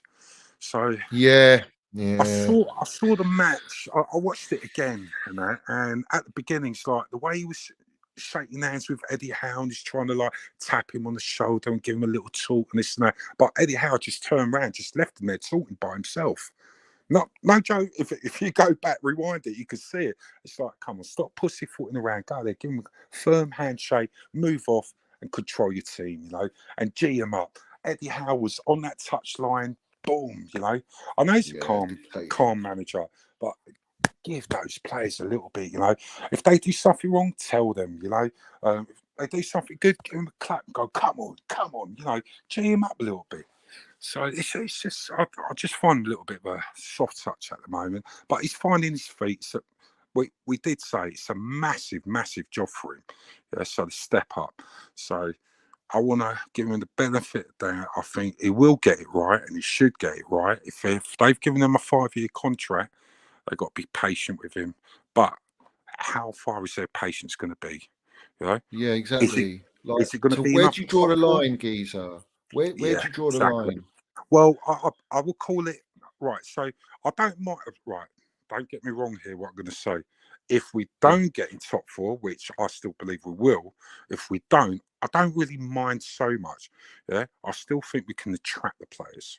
The players we want, because we can build from that. Because they're going to show the blueprint and say, right, this is what we're going to do. This is how far we're going to go, and this is how we're going to build our Chelsea.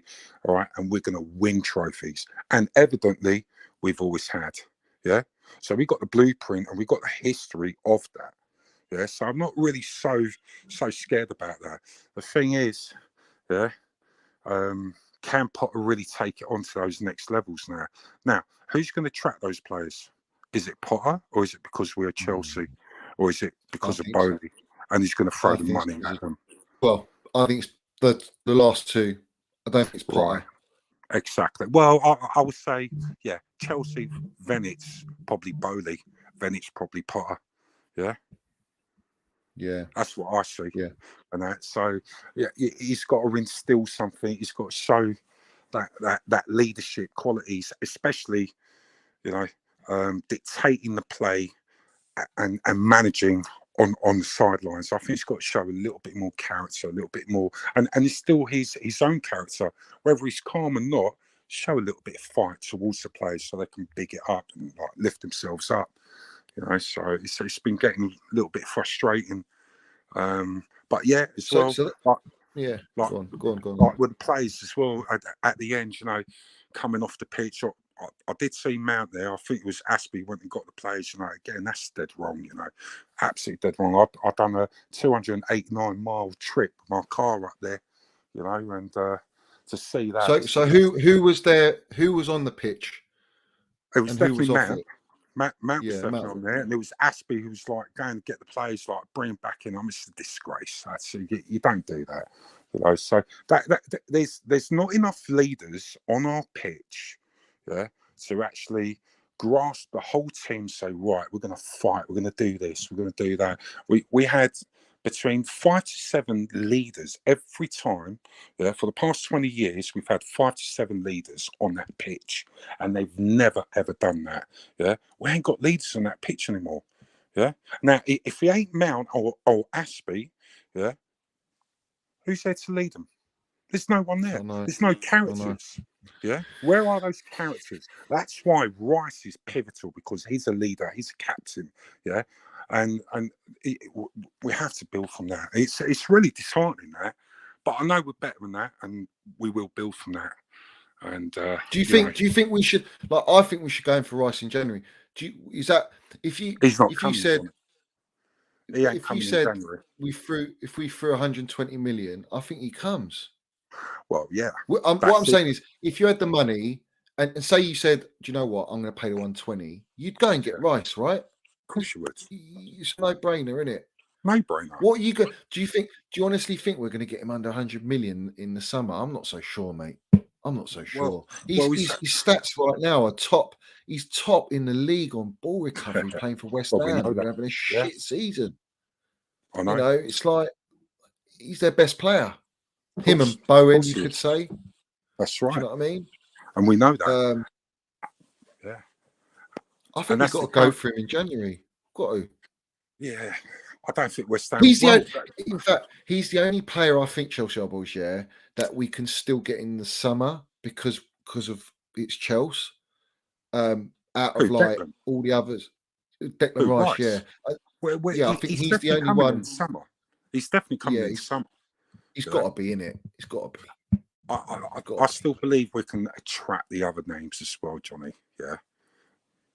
Regardless, if we're not in top four, I think we can. Well, look at Barcelona anyway.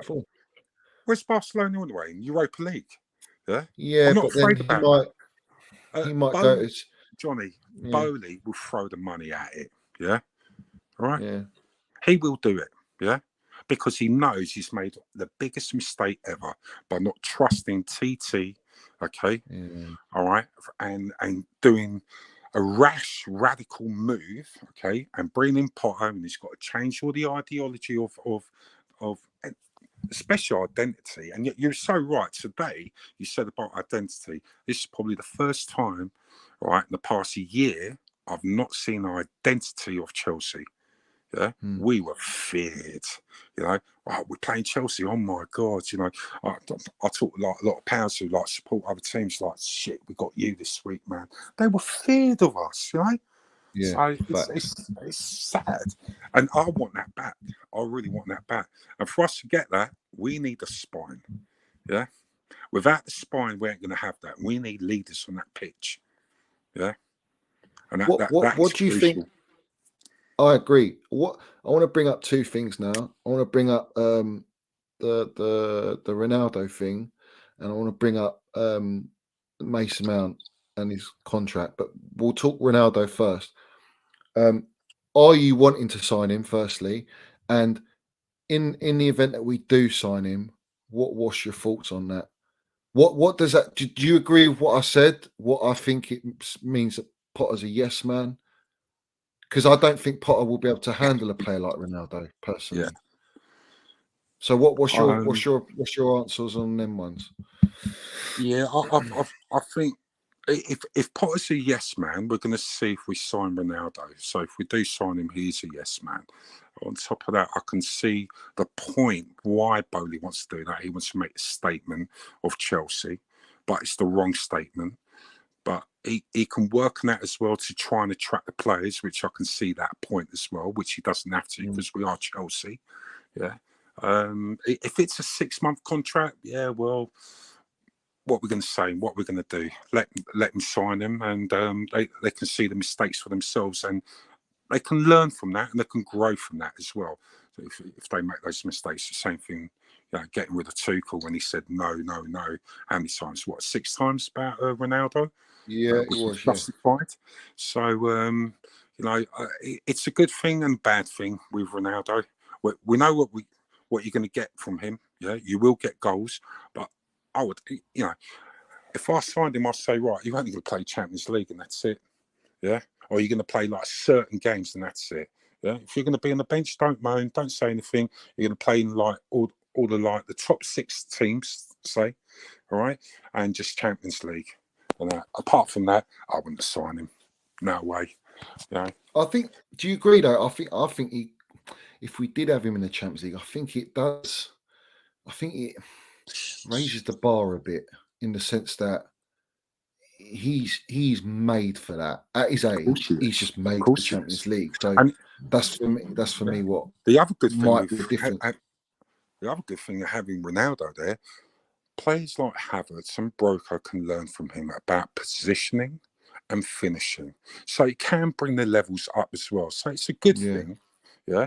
And maybe it does raise the bar as well. But will it? Are they going to play him? What about he has a couple of bad games when he doesn't cover and track back this and that, and we get found out? And then if you're playing Jorginho and Ronaldo, we're playing with 9 men. Imagine the work we have to do. Fucking hell, we're going to have injuries galore, geezer. We're going to have more injuries, man. Exactly. Yeah, I agree with that. It's like I still see the cons outweigh the pro. Do you know what I mean? The positives are outweighed with the negatives. All the time. All the time. And we've got one player in our team, all right, when we want fast transition and quick balls up forward, who's the one who's doing that? Thiago Silva. He's the only one who's actually passing those balls. At least when we had Rudiger, he was switching it from left, right, here, there. When we had Terry, long balls, 50, 60-yard passes on the sixpence. Where we got that? Why in our midfield ain't doing that? I just can't understand it. It baffles me. That's why I think going for a Neves or a Declan Rice or an Alvarez, I think they're the right signings to make because they're at an age where we need runners, we need pressers, we need ball hungry recoveries. We need that in our game, in our team, because we're lacking it. And that's how we're getting found out. And when you have that, it gives you the quick transitions because you're recovering the ball quicker, which is what Tuchel did. So that leads me on to, I would take it as a no for Ronaldo then. 100%. It's a no for me. And me. Yeah. It'll probably happen, but, Yeah, probably will. I know. This is the thing. And I don't want to be proved right about Potter being a yes man, but fuck me, it will be. That will be it. It'll be done. It'll be like, what are we building, geezer? Really? The one good thing about Ronaldo, though, if we did sign Ronaldo, he might stay after training another hour, another 2 hours, and those players will actually look at him and say, shit, man. Look at the guy, and that might make them like raise their own levels and say, "Right, I'm going out to do more shooting practice and up my levels as well." Because it's coming at a time where we do need that. He's coming at a time where we need something like that, and he's a leader, and he's mentality monster. He's elite, of course he is, and he's a great example professionally. I'm not saying like the way he's acting now ain't a fucking great example, but it's almost like he's just standing up for what he believes is right and he'll come into our team, and I think you're right, I think a lot of the squad will be in awe of him, in fact. They would be. And if he gets that respect, because I don't think he's respected in the United squad enough for what he is, who he is, and I think that's dented him, that's pissed him off, and you don't want a pissed off player. But I think our squad, like, come on, Minerals Mount bases his free kicks on Ronaldo. Like, how many other players do that? He's an inspiration. He's a benchmark. Do you know what I mean? Yeah. So I think you're It slightly could be, wrong there, but though, Johnny. it's a risk. Yeah. What's that? I think you're slightly wrong there about Man United. I don't think it's the players at United who are doing that. I think it's Ten Hag. And the difference is, if it comes to Chelsea, yeah, because Potter is a yes man, he will have to play him. And that's the difference. Yeah. Yeah. All right. No, I agree with that. Yeah. What? And I'll There tell are you another. players, though. There I'll are tell you players. another important thing about Ronaldo. When I watched him over the years, whatever team he's been to, all right, he's elevated those players at least 30%. Yeah, go on. Yeah, no. Carry on, Geese. Go on. All right. All right. I thought you like pissing off. Yeah. No. You carry on. Right. So over the years, which I've watched Ronaldo, whatever team he's played for, he's elevated the rest of the players, okay, another 30% upwards. If he got another 10% or 15% out of our players, yeah, I'd be so chuffed. I'd be so chuffed, because that extra 10% or 15%, they're going to be phenomenal.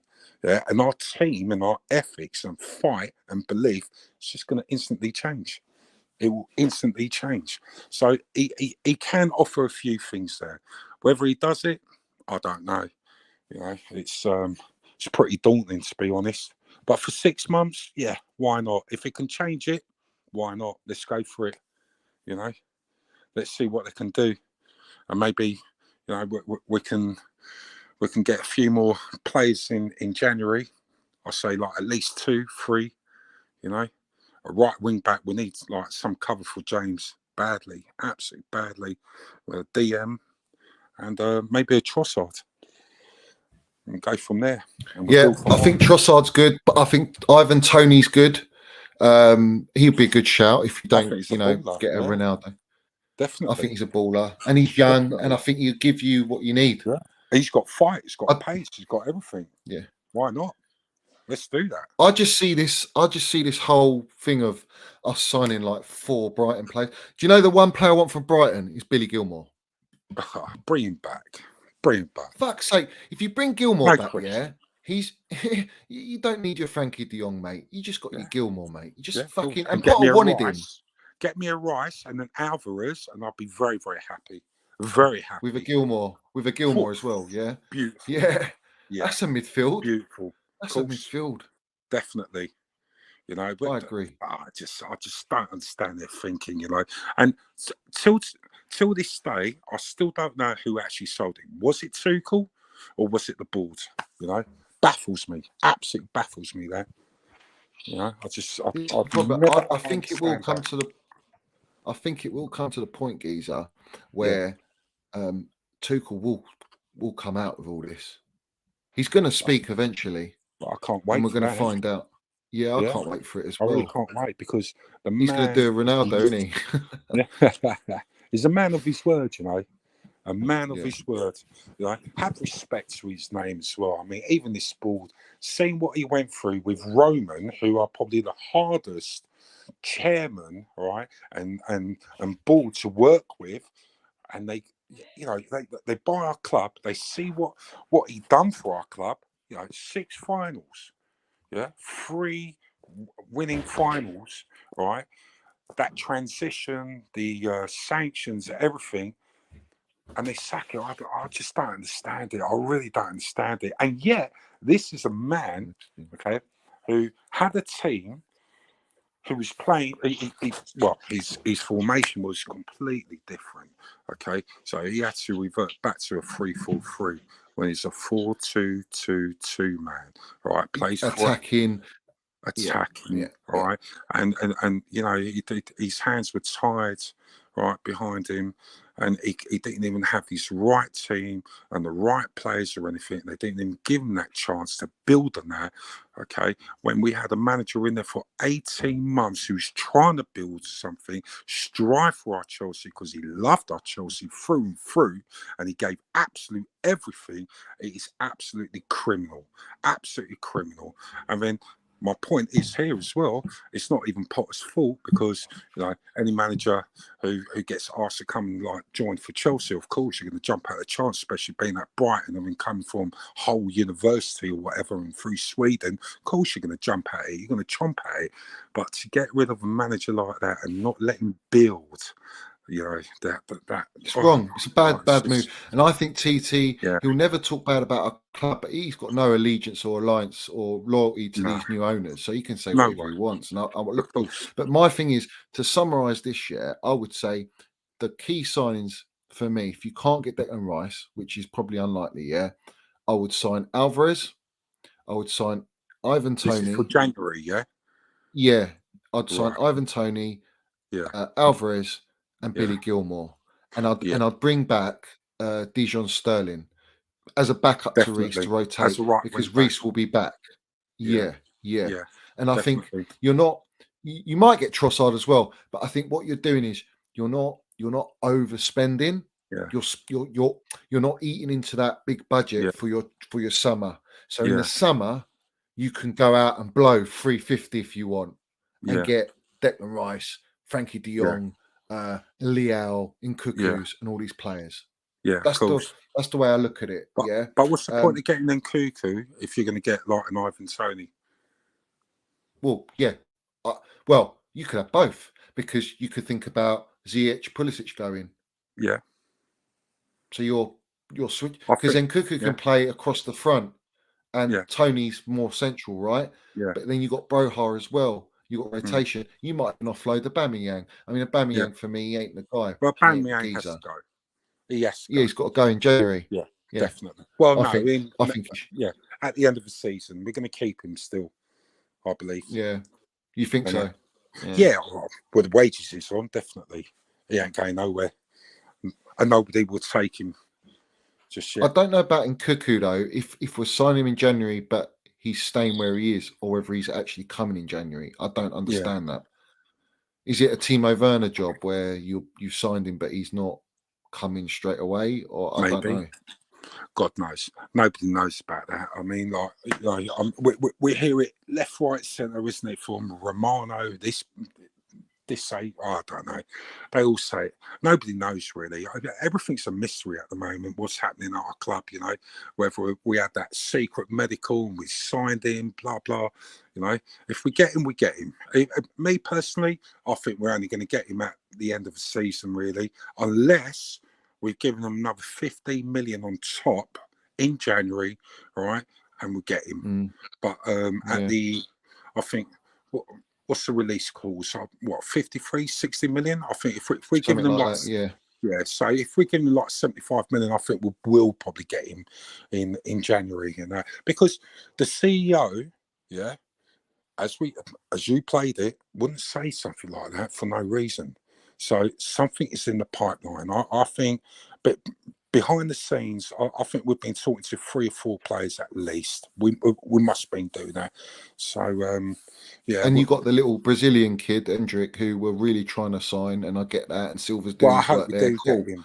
I Yeah, hope we I do do get as him, well. because Yeah. that will make a massive statement as well, that we're trying to get the best talent at the youngest age, right, and bring them through Chelsea and that. So yeah, why not? If they got the money, let them spend it. I want to see my Chelsea rebuilt now, because we got rid of 20 players. Let's not forget this, everybody. Yeah, 20 players in the summer. We got rid of them. Deadwood, crap players. Cement booted forwards. Wages off the books. Wages, absolute everything. So we got money to burn. Yeah, but this time we need to get the right identity of players.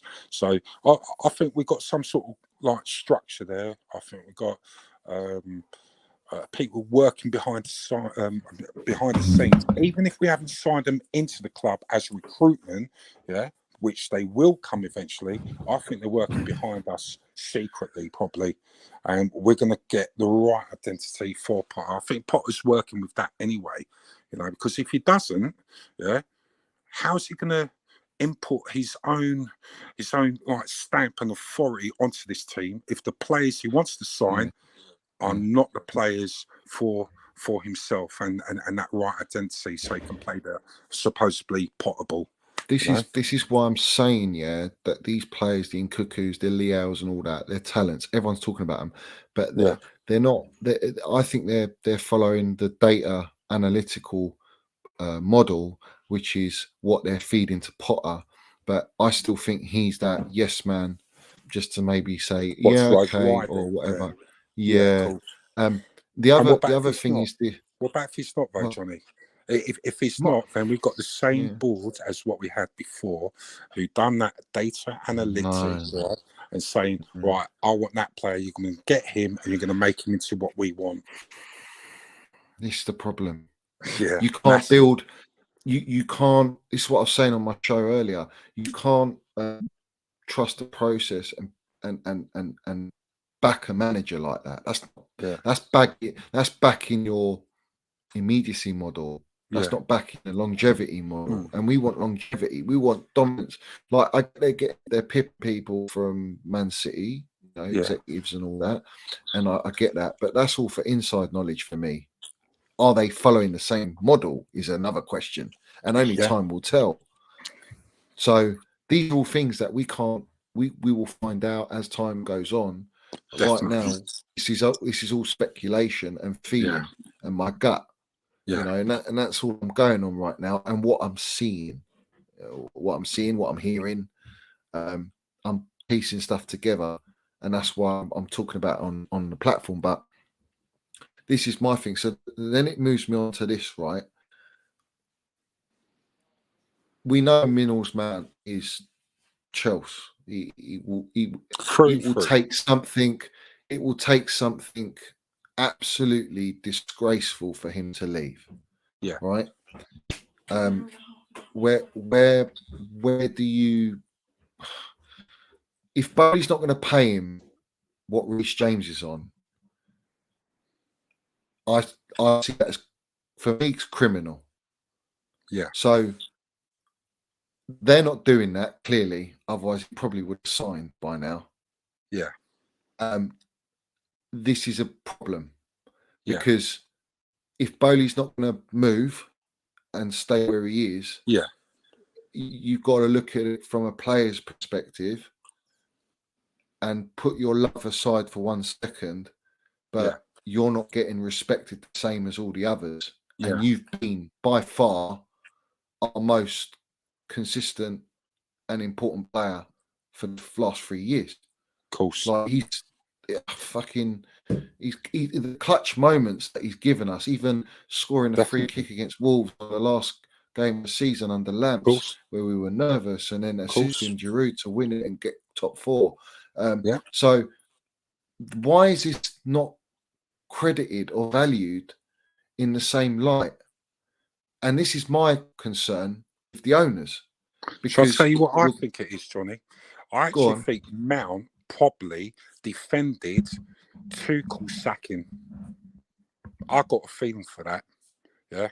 Maybe he went in there and said, "What did you do?" Maybe they asked him the question as well.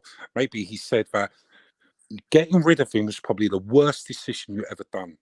Yeah. I'm still Chelsea through and through. Maybe he done that as well, Johnny. Yeah, I wouldn't put it past him. Maybe, because he's very vocal, isn't he? We got to take that in consideration. Yeah, because if they see him as a leader, and somebody who's been there for us thick and thin for the past 3 years for what he's done, yeah, maybe he's done that as well. With Reece James, what about if he didn't do that? And they think, right, yeah, he's a great player. You know, he's doing amazing. He's doing everything for what we need as the face of Chelsea. But because he spoke to him, yeah. Mount, just the same ways like Tuchel, maybe they went against him a little bit. Maybe they want to see a little bit more out of him. Say, okay, right, you're saying that. Let's see you sweat and see what you're going to do. Yeah. Maybe it's that way.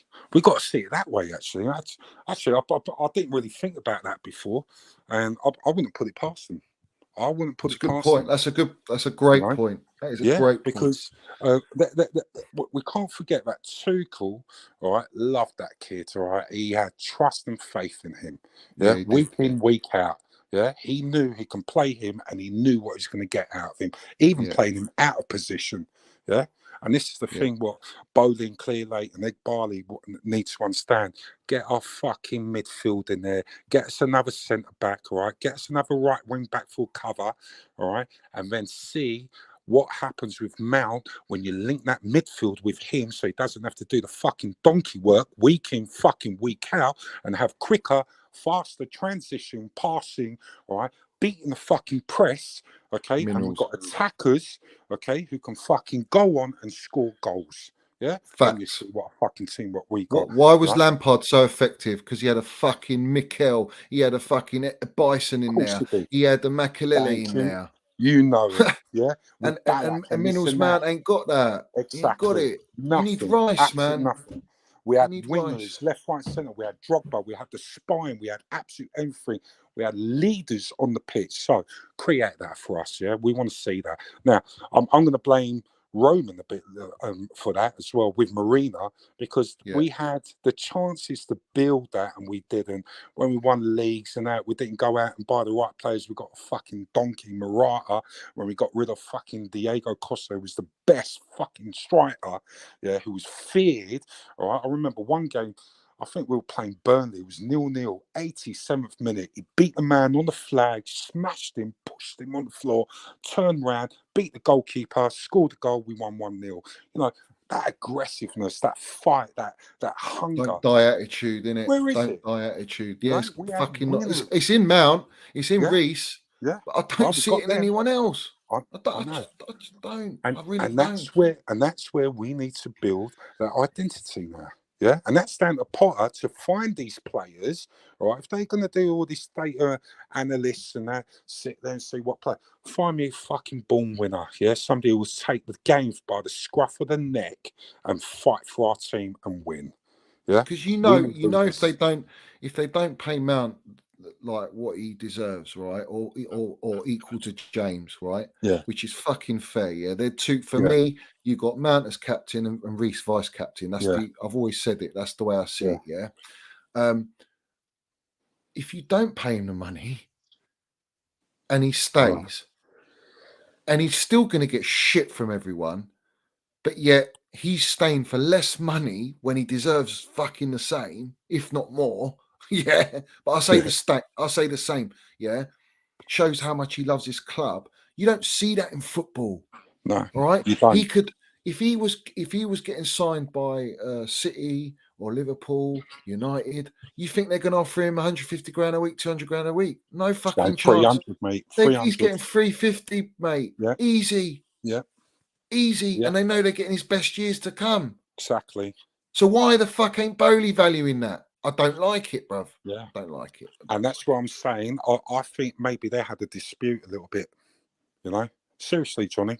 There must be something more in the spanners there. Yeah. Because wait, the man's after this year, he's got another 18 months left. He's got under 18 months now. Under 18 months. Yeah. Yeah. I think it'll be 16, 17 when he comes back from the World Cup. Wow. It's fucking nothing, man. Yeah. That's not right, you know. That is not right. I'll be real, yeah. If he left, I'll be fucking devastated. Well, I know you would. I think we'll all be devastated because it's somebody we've got through the youth. We've built him. All right. He loves our club. He fights for our club. And if we don't sign him, It'll be worse than De Bruyne. It'll be 100%. worse than De Bruyne. Yeah, fuck De Bruyne. De Bruyne ain't done nothing what Minerals Mount's done at fucking 23 years old, mate. At his age. Yeah, nothing. Nowhere near it. The Champions League medal, mate. Yeah. And I'm De sick of him Bruyne sucking on De started Bruyne's building out knob. from Like 25, 26 from a Man City team which was already equipped and ready, yeah, with a fucking midfield. Where's our midfield? Give us a fucking midfield so we can ball out. Come on. Exactly, bruv. Fucking let's have it right. Let's have it right. Have enough of it, man. I'm sick of this shit, Yeah. man. And we're going to fucking end up losing a player like that who's one of Right. our own, who's born and bred, full on if they do Chelsea, that- fucking leader. What are they going to do? What? Get rid of Mount and go and buy Jude Bellingham? Yeah, for what? 150 million? Fucking psychos, mate. Literally. I just don't understand. But look, we said, Johnny, let's give him faith. All right, let's give him time, and let's see what's going to happen. Yeah, we really do. we've got to see what they're going to do about that. You know, It's because just not right, man. You signed Reece James like that, and it's like, why is Mount any different, bruv? Why? Yeah. Reece, I get, because he's on a 4-year deal on 45 grand a week. I get that. He's got to have a new what's contract. on Mount now then? He's on 70. He's a bloody hell. Yeah, man. That's pittance. And you've got fucking players like Werner and Lukaku's on 400 grand. You fucking joking me? I know. And then he's seen James get 310 or whatever. Come on, bruv. And I'm not saying James don't deserve it. I think it's right. That's I'm fair. going to be honest, so is for Johnny. All right, I'm not going to cuss Werner too much. A lot of people hate Werner. I actually thought Werner brought the best out of Mount as well. You know why? When he was drifting out on the wing, he was running, creating space, and dragging defenders away, and it created a lot of room for Mount. Yeah, seriously. So, but no, I do, and I don't. I'm not dissing him, but what I'm saying is, for a player that hasn't got a first touch, doesn't score many goals. No, I understand. But he's a team. He did well for the team. Like that Champions League final, that run. Yeah, he dragged the two defenders out, and he left Zinchenko with Havertz with Mount through pass. But anyway, we're always going to be coming back on that all the time. But for 300 grand or 280, it's a little bit much. Exactly, it's a little bit much in it, just a touch. Yeah. But for that sort of money, you know, we know Manch, you know, deservedly he should be getting that 100%. I still believe they will give it to him. I think that they're still evaluating the team. I think they've seen. Okay, I'll tell you another thing, all right, which might play a big part. I don't know if our baldies watching this or they've got scouts watching all the other platforms, but can you imagine, okay, all the other platforms except for us, okay, who love minerals, man, right, are slating Mount constantly. I know they are. And they're thinking, well, hold on a minute, the fans don't like him, so do we give him that? Do we not? Do we this? I do know. we that? I'm worried about that. I'm worried about that. And that's why I come. That's sad. Absolutely. That's why we're that's talking why about somebody, all right, who's come through Cobham, who lives and breathes Chelsea. What the fuck, man? What's the matter with these people? What's going on? And do you know what? This is why, Geezer, I come at all of those toss pots and all those other platforms, because it's wrong, mate. They're setting a narrative that feeds into the negative fuckers on a Mason Mount, and it's wrong, bruv. It's fucking wrong. Is completely. Yeah, look, I'm going to be honest, right? There's days when I'm like, fucking hell, come on, man, you can try a little bit more. Then I watch the game again. When I come back home, I watch the game and I think, look at our midfield, though. Our midfield ain't supporting him. So how can he fucking do anything? And then, it's just, you know, it baffles me. It's laughable, bruv. It's laughable. Of course, yeah. And then when we do create chances, right, like Pulisic, sometimes even Havertz. See, he's been missing some easy chances, all right, but he's got to get better on that. They're missing the chances and the opportunities. Our finishing's got a fucking pop. What's the matter with our finishing? Well, Geezer, did you not hear me react to Eunice's one where he went to Cobham? I don't think Eunice will be going Cobham anytime soon. Oh, that was so funny, that. Yeah. That's so funny. I was standing there and I could see him. Oh my God. Eunice. So this they're just tapping the ball 1 mile an hour into the goal, and the gaffer and all the team are going, well done. Yeah. And it was Mount. It was the only one who was smashing rifling it. Yeah, I know. Well, what's that fucking say? Eh? He said the only player that was giving it 100% was fucking Mount. Ridiculous. It's a joke. Why has the whole squad not been like that? I know. It's madness. I know he trains 119% every session. I know he's there first and last. 100%. I know it. Yeah. The geezer's devoted, fully committed. If anything, he's probably staying late as well. Yeah. Lamps did it. Lamps stayed late after every training session. Then you should do it. Do you think Mount's not going to follow what his ex-manager Lampard's and legend is 100%. Advised him? That's why they've got the same training sort of goal. In fact, that's why Mount's got a better goal tally than him after all those games anyway. I brought it up. He's got 61 GA compared to Lampard's 47, I think. It's mad. 2 years younger. I know. I know. It's like I what? know. It's like people go, "Oh, I'm obsessed with Mount. Oh, I'm just a Mount fan. Obsessed. I don't support Yeah. Chelsea. I just support Mount." Yeah. If Yeah. Mount leaves, I'm supporting Chelsea. End of. There's no debate, right? But at the end of the day, yeah, right. Yeah. This kid is if you're calling Lampard generational, yeah. He wasn't even called a generational talent at that age, It and he was was. 2 It years was called older. Fat Frank, who just signed for He Chelsea was for right, 11 mil. and you see all the brown envelopes going, oh, why have they gone and spent 10 million on Frank Lampard? What a waste of money, yeah. Why? And then he turned out to be the greatest ever goal scoring midfielder in Premier League history, right? And this is the thing: Mount has already done more, and delivered more than Lampard. 2 years younger. I know. It's like, how can you not call that fucking generational, bruv? I'm going to say one thing though, yeah. Respects to Claudio Ranieri, yeah. Yeah, of course. He at least he's the one who went out and said, "Get me that boy." Yeah, he knew. He could see the minerals, innit? Of course, definitely. You know, I love that. And Lampard saw the minerals in Mount. Of course, and he took Mount. Yeah, and he balled him out. Well, and Gilmore, he got him at Derby anyway. He and Tomori. Yeah. You know, why would he do that? He knew it. He knew. You know. I read up on Minerals Mount's old man what he said about Mount had the choice to go from Vitesse. He went back to Chelsea, and then Sarri and Zola allowed him to go on loan. And he went to Derby, right? And there's a quote from his dad saying, "Are you sure you want to go to the Championship? I mean, it's a very demanding league, and it's like more games. Don't you want to play Premier League? You know, go on loan." And he said, "No, I want to go and learn under Super Frank. Of course. And I want the demand of that league under my belt.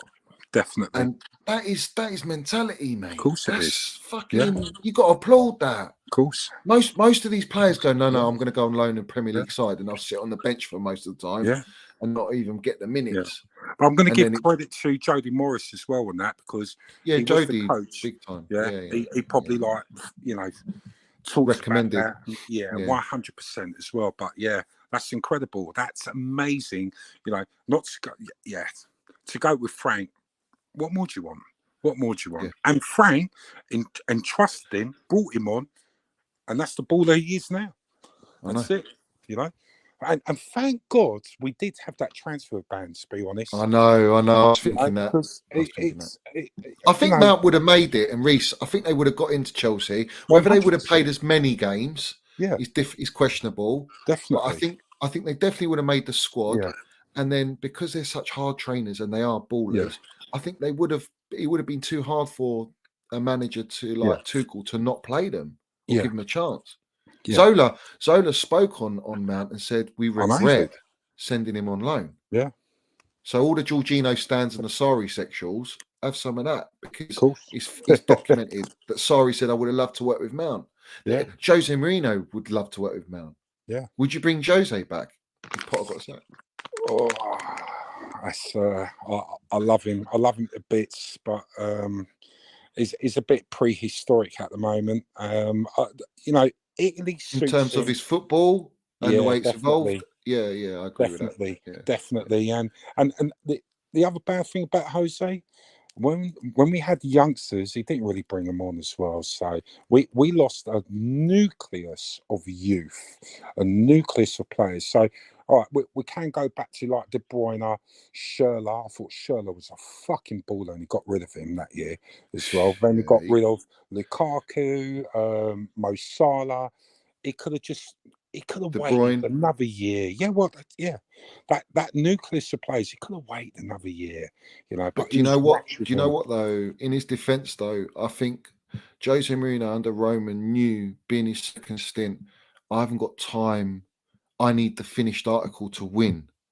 And these players like De Bruyne especially, he didn't want to stay and be a bench. He didn't want to go on loan.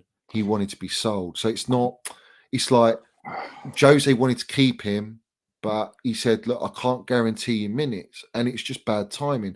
That's why when you look at Reece and Mace, their timing was fit like a glove. But it doesn't always work like that. Johnny, I understand what you're saying, but there's two sides of the story as well. All right, I think Jose had a top class 15 players without those youngsters, yeah. But with those youngsters, okay, we had a nucleus of 19 players with those youngsters, yeah, who he could have talked to them and said, listen, you're going to come on, you're going to do it, all right, and next year you'll probably be in the team, and he could have done that as well. We lost a mass of talent. That's why I'd rather not have Jose come now, because he can lose that for us. Yeah, I do agree with that. He could have maybe convinced them. He could have. And look, for all the years I've seen Jose at Chelsea, all right, he always wanted the finished article. Yeah, seriously, and still does. All I know, he loves us. Yeah, he will come there and he'll be fucking fighting for us, and that's the passion which I want to see Potter now. Yeah, whether he's like quiet or not, and like a very calm guy, whatever. Actually, you know what Eunice said? Yeah, he's kind of right. So when he was saying like all the coaches were like, yeah, they were clapping when they were missing and this and that. You know, actually go on and say, what the fuck are you doing, mate? Oh, yeah? That is not the way to shoot. Do it better, all right? Otherwise you're at the fucking team. You know Exactly. So he's got. What's all this? Actually, isn't it? What's all this? You see Potter on the touchline, just. I know. And then what, clap me like a fucking, you know what I mean, like a penguin or something, you know what I mean? So we want to see that, because like a manager, right, a coach who sees that, it's like pull them over and say, what the hell are you doing, mate? You know what I mean? I'll tell you what, after training an hour, stay out there and start your fucking practicing and start shooting, mate. What's the matter with you? You know what I mean? It's just, he's poor. That's Eunice cracked me up in that video. I didn't disagree with a lot of what he said. Like I was just laughing at how he fucking he Mr. Nice Guy Eunice, yeah. And he looked rattled, bruv. He was rattled. He was fucking rattled.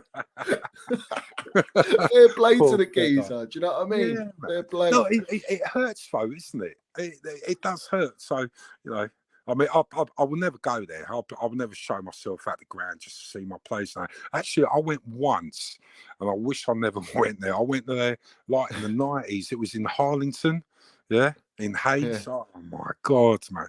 But never again. I will never want to do that. But yeah, I mean, it shows you another way. But yeah, poor old Eunice. You know what I mean? He was Eunice. The only thing I'll say though, which what I didn't like from Eunice, is how the narrative was Potter out, bruv. Yeah, that was the narrative. That's the only thing I like. I can understand. I agree. Don't applaud the players not for landing it and giving it all, but fucking hell, bruv. But they're all saying it, aren't they, Johnny? At the moment. Yeah, but you can't call for the gaffer to be out, bruv. He's been here for 2 months. Well, you know that. I said, and even when I reacted to it, I said, clear as day, I'm standing my fucking ground. I am backing the gaffer and backing these players. But I don't believe that these players just decline like that. Yeah. No, definitely not. I'll tell you what Potter needs to do, right? Out of respect, he should pick up the phone, ring up Thomas Tuchel and say, when you left, can you just give me an incline of the players and what was actually happening, like man to man? Yeah, I think Tuchel would have told him exactly where the problems lie, because Tuchel knew. Now, when Potter came in there, he doesn't know nothing. So he came in there, suddenly he's at Chelsea, right? He sees all these players, but he doesn't know what's happening. Who is saying what is happening here? And then he's hearing from all these different players. So you've got the Captain America, then you've got the Salt, the Moroccan, all right, saying this. Then you've got Mount saying, right, believe me, this is what's happening, blah, blah, blah. Yeah, but he's got everybody at him. Can you imagine? Even the board, everyone. So you've just taken over the club, and you just don't know who to believe, what to see. That's why it's probably changing, like the formation. It's changing the forward line. It's changing this and that and the other. Giving everyone a chance. I actually believe he's confused, Johnny. I actually believe the guy's confused. Right? I don't think he knows who he can trust, but he obviously trusts Mount because he plays him every game. Well, of course, But that's one player out of many. That's one player out of many. You know, there's too many, man. There's too many other than that. You got a squad of 26 or whatever. I know. It's insane. That'd be so confusing for anyone, absolutely anyone, and especially somebody like a manager who ain't got that, well, that level, that high ends, that elite level as a manager who's controlled players, okay, at that sort of caliber, to come in and say, right, this is it, bang, this is what I'm doing. And he sees the minute on the training pitch, in fact, they're not doing well. Say like where Eunice was at the training pitch and he sees them like they're putting the ball away and you're clapping, saying, yeah, well done. And that. We need a manager to stand up, say, what the fuck are you lot doing? Yeah. Get your basics up, okay? Start fighting for your team, all right? Wear that badge, all right? You've got blue blood in you. If you're not, fuck off. Yeah? But this is the Write them thing. I down and don't. get I rid of don't. them. I don't think it's. It's like it's not Potter. Potter doesn't give off that character. He gives off a very calm, composed, calculated geezer, a man of few words, and I get that. And I think it's like I said on my reaction to Eunice. I think he's quietly, discreetly analyzing everyone Okay. and he's Yeah. trying to make his mind up on everyone. Yeah. But in order to do that, he needs a bit of time, and he's not Yeah. had a lot of time with them. Yeah. And I think he's given them a chance with the injuries. And so far, I think he must know in his mind who I want, Yeah. and who I don't want. Yeah. I think what he's doing is, what I mean by this is he's analysing at the moment till January. Yeah. Who has the ability, Of course, and the capability Yeah. to play his way? Of course. And I think he's already seen there's maybe quite a few that can't do it. Definitely. He's doing it on But a he's very not giving quiet anything basis. away. Yeah. So he doesn't upset the squad furthermore. I completely understand. Yeah. Yeah. And that's a good trait as well. It's actually a Yeah. good trait. You know, You're not But revealing your cards straight away to all the players. 100%. But it is affecting us. But you know, like now, I mean, we can see evidently for the past 3 or 4 results, you know, it's been diabolical, everything. But we're going to have to take that. We're going to have to take it on the chin, It is what rebuild. it is. Yeah, It is what it and is. that's what I I'm not said. bothered. Yeah, in January our season starts again, because by then, hopefully, thank God, we're going to have our players back. Yeah, Kentish will be back in training. They said in January. Yeah. We need him back, especially after James will be back, and we desperately need him back. James, Chilwell, Kepa, Fofana will be back as well. You know, and that's going to elevate different our animal squad. then. 100%. Different animal for Champions League. I think we've got every chance to win the Champions League. I still believe that. I still stand by that. I think because we're built for cup. I think top 4 is a bit questionable because of our consistency. But we are a cup team, and we've got every chance at that competition. We know, so definitely. let's see how we go. Definitely not discounting that. Definitely not. Yeah. Yeah. And another big aspect here, though, must not forget, we are going to end up in the top 4. I'm telling you that now, right? Because this season, from what I've seen as well, teams are not playing to their full capabilities. All right, I know there's a few teams on form, but remember, we've had injuries, right? We've had our transitions, our sanctions, new managers, blah blah blah. Yeah, and no one's had their dip yet. Exactly, and they're going to have their dips, and we're going to hit our form by that time. Yeah, we just need a little bit of tinkering, a couple of little more players in there, just to instill a bit more belief and a bit more competition for places. Stick with it. Stick with it. Yeah. Get at least one DM who's solid and strong and powerful, okay, and you're going to see a complete different team. Yeah, and that's why I'm going to take that CEO's words, okay, to heart here now, because don't say it and you don't mean it. Yeah, but I do trust in them. As I said, we ain't going to spend 4.25 billion, okay, and end up being. They want their money at the end of the 10 years, don't they? So they've got to be successful. Or they don't give a shit and they're just going to take dividends out anyway, because we are successful now. Dividends or not, they're still going to pump money in there. So if they're going to go for players like Endrick, who's a 16-year-old, and spend 60 million, all right, at least they can see the future as well, and bring in these type of players who's going to lit up the Premier League and take Chelsea to next levels. Yeah. So if they do that, I commend them. Yeah. As long as they're doing that. The thing is, I'm caught between what's the saying? Rock and a hard place. Yeah. It's like I can see Potter being a success. I can see his blueprint working wonders for us if he's given the chance, Yeah. right? But at the same time, the thing that I have to see, which will tell over the January and summer transfer window and who we sign, will dictate to me whether he is going to be allowed to instill that blueprint because of the players that we are signing. Yeah. Because I think certain players that we're going to sign, you might look at them and go, actually, no, that don't work out. How does that fit Potter's system, right? Yeah. Or Potter's way of playing? And then it's almost like he's a yes man. And if he's a yes man, I can't ever really see Yeah. like the end of the light at the end of the tunnel, Yeah. which I want to see, because I know it can be got. Yeah. It's just we're gonna have to go through a lot of shit to get there, and that's fine. I'm all good with that. Yeah. But at the same time, it shouldn't be a long process because we're in a better condition than Arsenal's and Spurs'. And we Definitely. have a mentality at our football club, instilled in all our current players. Yeah. To win as we're developing, Yeah. as like the pressure was always to win, and if you don't win, it's like you failed, and then you're likely to be sold, you're likely to be sacked, whatever. And I don't want the owners to lose that pressure, because you're building on a project, because I think you'll lose sight of that project from the start, and then you're to the back middle, to basics again if you have to get rid of him and so forth. Right. But This Johnny, is the inexperience of the owners potentially not knowing 100%. So the game. educate me on one thing here. What is Potter's blueprint? Explain to me and to all the Minerals FC platform. Go on. Yeah. What I is will it? say this. His blueprint is pretty much high press, possession. Yeah. He does use wing backs. Yeah. But what he does is almost similar to what a Tuchel and a Pep do. And what Arteta's doing to an extent is that he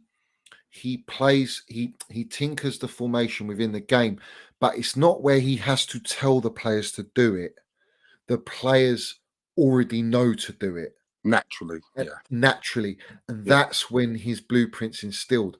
Right. At the moment, when you see Arteta now, when you watch his team now compared to 3 years ago, right, they would get caught out so many times and lose games because the players are doing what he wants at the wrong times, and he get caught out. And it's very hard to do. It's a hard system. Pep system's a very hard system, bruv. To know it off by heart and to learn it within the game. I think once that happens, like he did at Brighton, I know you can't understand with Brighton, the blueprint's there, but it's hit its ceiling because of the quality he's brought in. If you give him the elite quality and all that blueprint, I honestly will say, I think we'll be one of those teams that will just be unplayable, bruv. Where teams, what I noticed with our City, and I noticed with Arteta is he used Zinchenko to go in the midfield all the time, right? He inverts. Right?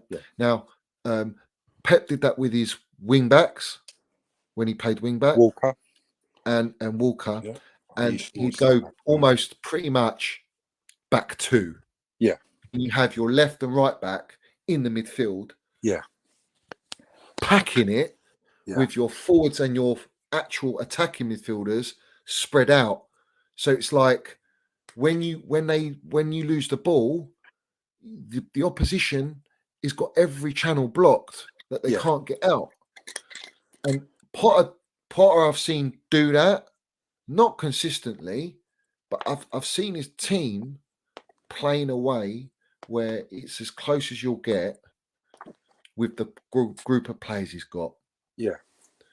And I think I know for sure, and the players we got at our club now are not capable of that. They're not. They're not got enough. Not all of them got enough legs. Agreed. Enough intensity. they haven't got enough technical ability. Yeah. And it's also about intelligence, bruv. Yeah. You know, actual intelligence. Yeah. Not just being good technically in a dribbler, but Yeah. actually know why you're dribbling, where you're going to dribble, Yeah. what zonal positions are you going into. And when I watched Arsenal against us, because I was in the East Stand, yeah, I could see Xhaka basically playing as a front forward with Martinelli on the far left Yeah. behind him and pointing where he wants the ball. Yeah. But sometimes he didn't need to point the ball, but Martinelli took it to the zonal area where it's dangerous. Yeah. And plays it in those dangerous positions. So then Yeah. our defense, if they commit, you get exposed. Right, brilliant. I'm glad. I'm glad you said that now. So we got exposed, and why did we get exposed? Because Ruben, all right, didn't know how to combat Xhaka, who's got more experience and And understands, strength. all right, and strength, and that's why if you, so I'm not going to bang on the drum about this, right? But if you had Zakaria, all right, who was giving that defensive solidarity with his presence and his physicality, yeah, we could have actually stopped that. So Yeah, why didn't Potter see that? And why didn't Potter change that at half time? I agree. Yeah, stuff I like agree. that. It's little tinkering moments like that. So what I see with Brighton, what you said, yeah, that is right. You know, Potter is like that, but Potter's got a really good basis. But he's got 5 individuals who play in that team now. All their midfield at Brighton were fast, pacey. Okay, Yeah. with quick passing, quick Yeah. transition, and then you had players like Trossard and what's his name? Is it Pascal something, whatever, Gross, whatever. Yeah. Yeah. They were the energy which moved that team. Yeah. So he only had about 5 players who actually moved that team. The rest of them were really good, basic, solid players like Dunk. They had Dan Burn and so forth and blah, blah, blah. Yeah. And Cucurella, actually, when But he it's came. how they move as a team. Exactly. But that's down to the midfield. Yeah, Absolutely because right. they had Absolutely right. Bissouma, they got this Casiedo, they got the other guy McKenzie, whatever. Yeah, and they are fast and efficient and quick. Yeah, on the transition and even on their defensive work, they gave them that solidness. Okay, protecting their back three.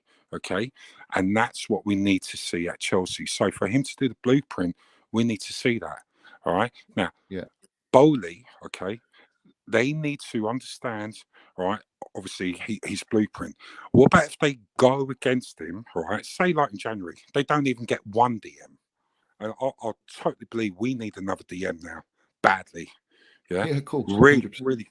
So if they don't go and do that, right, in January, I'll give up.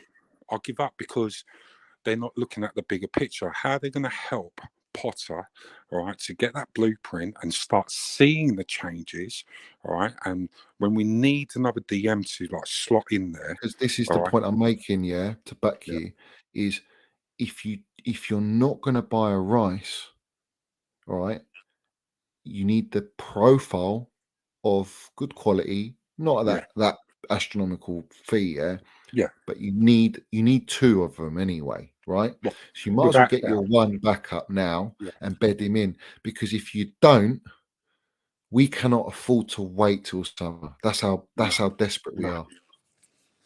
We can't. We won't be sustainable. Even if you bring Kant and Kovacic fit, yeah, it's yeah, still not sustainable. yeah. You We need definitely to need the be able one. to relieve them. Yeah, the one. I totally agree. We definitely need one. Yeah. Definitely have to get one. But look, I mean, like Zakaria, I know we come back to that. If we got a specialist player who can play in that, but play him in these couple of little games. Let's see what he can offer us. Why You did? know, Yeah, I don't get it. I just don't understand it. All right, what we're going to shaft him off again in January? Actually, the guy, right, has not even been given the chance. I know he played against who was it? Dynamo Zagreb. He done half decent. I know it's only Zagreb. Give him the chance because nobody got the ball off him. And I'm Jorginho actually looked surprised a he played better that, player. to be honest, You because know? apparently Yeah, if he didn't play that, they could have yeah, sent him back in January. Now of he's got to course, stay to the end of the season. That's the of course. clause. Yeah, So it's like, what are you doing? of course. You either want him or you Yeah. don't. If you want him, then play him more. So we get overrun in our midfield, right, against Arsenal, right? Half time, we go in there with 0-0, where we should have been actually 1-0 up if Havertz squared off the ball. Yeah, at 0-0. Why didn't you just bring on Zakaria, see what he does in that second half to give Georgie a little bit more of that solid basis? Yeah. And then later on, take off Georgie, right? You can even put Kovacic and see how they play as well. Yeah, change it up a little bit so you've got a little bit of new understanding of your team, of what you need is a faster, more energetic, with more physicality. All right, and then you could say, right, you're showing Bowley as well that we need DMs. Now, if you ain't changing it and you are kicking Georgie, which I do love, I mean, Georgie's a great player. He actually played really well in that game as well. Yeah, but again, he tried, man. Fucking he tried did. against He did. Newcastle. Yeah, of course. You know, Yeah. but he needs more help in there. So if you ain't going to show Bowley what we're missing and what we need in there, all right, and you try and play like Zakaria, and he does show, and he shows he's like, you know, he's energetic, he's younger, and so forth, right? How are we going to show But this is my point. what we need? Yeah, but this is the point, all right? And this is what I said as well many times, is Tuchel did show him at the start of the season. And one of those games was just one of few, was Leeds. And he played Gallagher with Jorginho. Yeah. And we didn't have any other options because we had to play Loftus-Cheek right wing back because we had to play Reece James right centre back in that specific game. Yeah. And we got run ragged, pressed relentlessly, and we got fucked in the midfield. And this is the thing. He didn't come out and say, "Oh, he said we don't need a midfielder because he's protecting the ball." That's the first message. And the second message is I'm playing players that are not in that position. Of course. I.e., get me that profile player in that position and I can fucking cook and land it. Exactly. Yeah. But they didn't listen then. So why are they going to listen now is my point. This is what I'm saying. January's a big one. If they don't sign a DM, then what the fuck are we doing here? Of course. What we doing? I'm going to come back to another point there, right? What you said about TT there. I don't think it's actually that game, all right? It's the time when we were in America, all right? I'll never forget his word. He goes, we ain't even ready to start the season. Yeah. When he said that, he was trying to make a point to the board, and that's where they took it to probably like an offence, and that's where the whole thing broke down again, you know? Like, I want this player, no, I don't want him, or this and that and the other, because we weren't right, and he was saying it. So I was doing a watch along, and I said, we don't look ready. I know I've watched us pre-seasons many times, and I can tell when we're up for it, and I can tell when we're not. We were definitely a long way from Starbucks for that pre-season, and he played Mount in a double six, man, and he was the best player, and he was the best player on the pitch, and he scored a fucking blinder. I know. He actually outdone Jorginho in his own position. That's how. Yeah, but Jorginho, why doesn't he? He did with Mount, but why doesn't he play Mount there then? Fuck it, play him there. God knows. He's better than Gallagher there. He's better than Loftus-Cheek there. Yeah. He knows his position. He knows when to beat a player, when to pass. He knows a half turn. Yeah, better than anyone. Exactly. I don't get it, man. He'll give us more. Yeah, but it's just fucking. We shouldn't be having to notice these things. The gaffers, this is their fucking job to do. That's what they're paid the millions for. You know what I mean? So that's why I look at it. But I'm gonna wrap it up. We're almost 3 hours in, bruv. Fucking hell. Wow. Big up to everyone in here. Oh, the last thing before we quickly go, let's just touch on this very quickly. There's talk about the stadium rebuild being moved to Earl's Court, if I'm correct. Yeah. And now they're talking about, and then there was talk about rebuilding stand by stand and staying at Stamford Bridge. Now, me personally, I would stay at Stamford Bridge and I would do stand by stand. Agreed. Absolutely agreed. It's the best thing. I don't want to leave Stamford Bridge. Like, that's our home. Like, you know what I mean? Definitely. I don't want to sell our soul like that. It'd be the Spurs and the fucking Arsenal, bruv. Yeah. You know what I mean? I think something else happened. So the land behind the West Stand, it was up for sale. But I think something's happened again, and it stopped us from buying the whole land there so we can extend it. I think the pitch is going to be turned round like what Tottenham done, and that. So maybe that's going that has gone wrong. So maybe that's why they're shouting out saying, no, maybe we're going to go Earl's Court and blah blah blah. So maybe, you know, a bit of negotiation and that, and yeah, just a bit, a little bit more there. But look, at the end of the day, most important, we need to fix our team first and foremost. Yeah, and then look at that. Yeah, exactly. You know, I mean, don't forget, we own the pitch, so they can't sell it. They can't do a lot of things there, right? And we've got a lot of say in it as fans. Let's not forget that. Yeah, we own the pitch. So, we do. Anyway, love you guys. Thank you so much, Johnny. Good Chelsea old boys. Thanks for coming on, Geezer. Facts. Love the minerals. Hit those likes, subscribe, become a member. Best platform for Chelsea fans. Yeah, we love you. All the best. Big up, Geezer. Up the Chelsea. God bless everyone. Bye. You too, mate. Bye. Up the Chelsea. Big up, guys. Listen, before you go, hit the like button, smash to pieces the like button. Bit of a long stream, but well worth it, bruv. And hit the notifications button. If you ain't subscribed, subscribe. Most importantly, guys, smash that like button and put your comments at the end of the video down below. And don't forget, you got the Minerals FC membership scheme as well. Big up to all you guys supporting the channel, viewing. Big up to everyone who has subscribed. Big up to anyone who's just watching generally. All my members. As always, I'll be back again. And like I say, big up to Chelsea old boys as well, dedicating his time, proper Chelsea. And guys, let's have it right. Stay strong, keep winning, be good, and don't doubt yourselves. And like, we've got to be positive at the same time, but we got to say it how it is as well. That's what it's all about. Anyway, up the Chelsea, up Minerals FC. See you soon. Let's have it right, guys. Big up.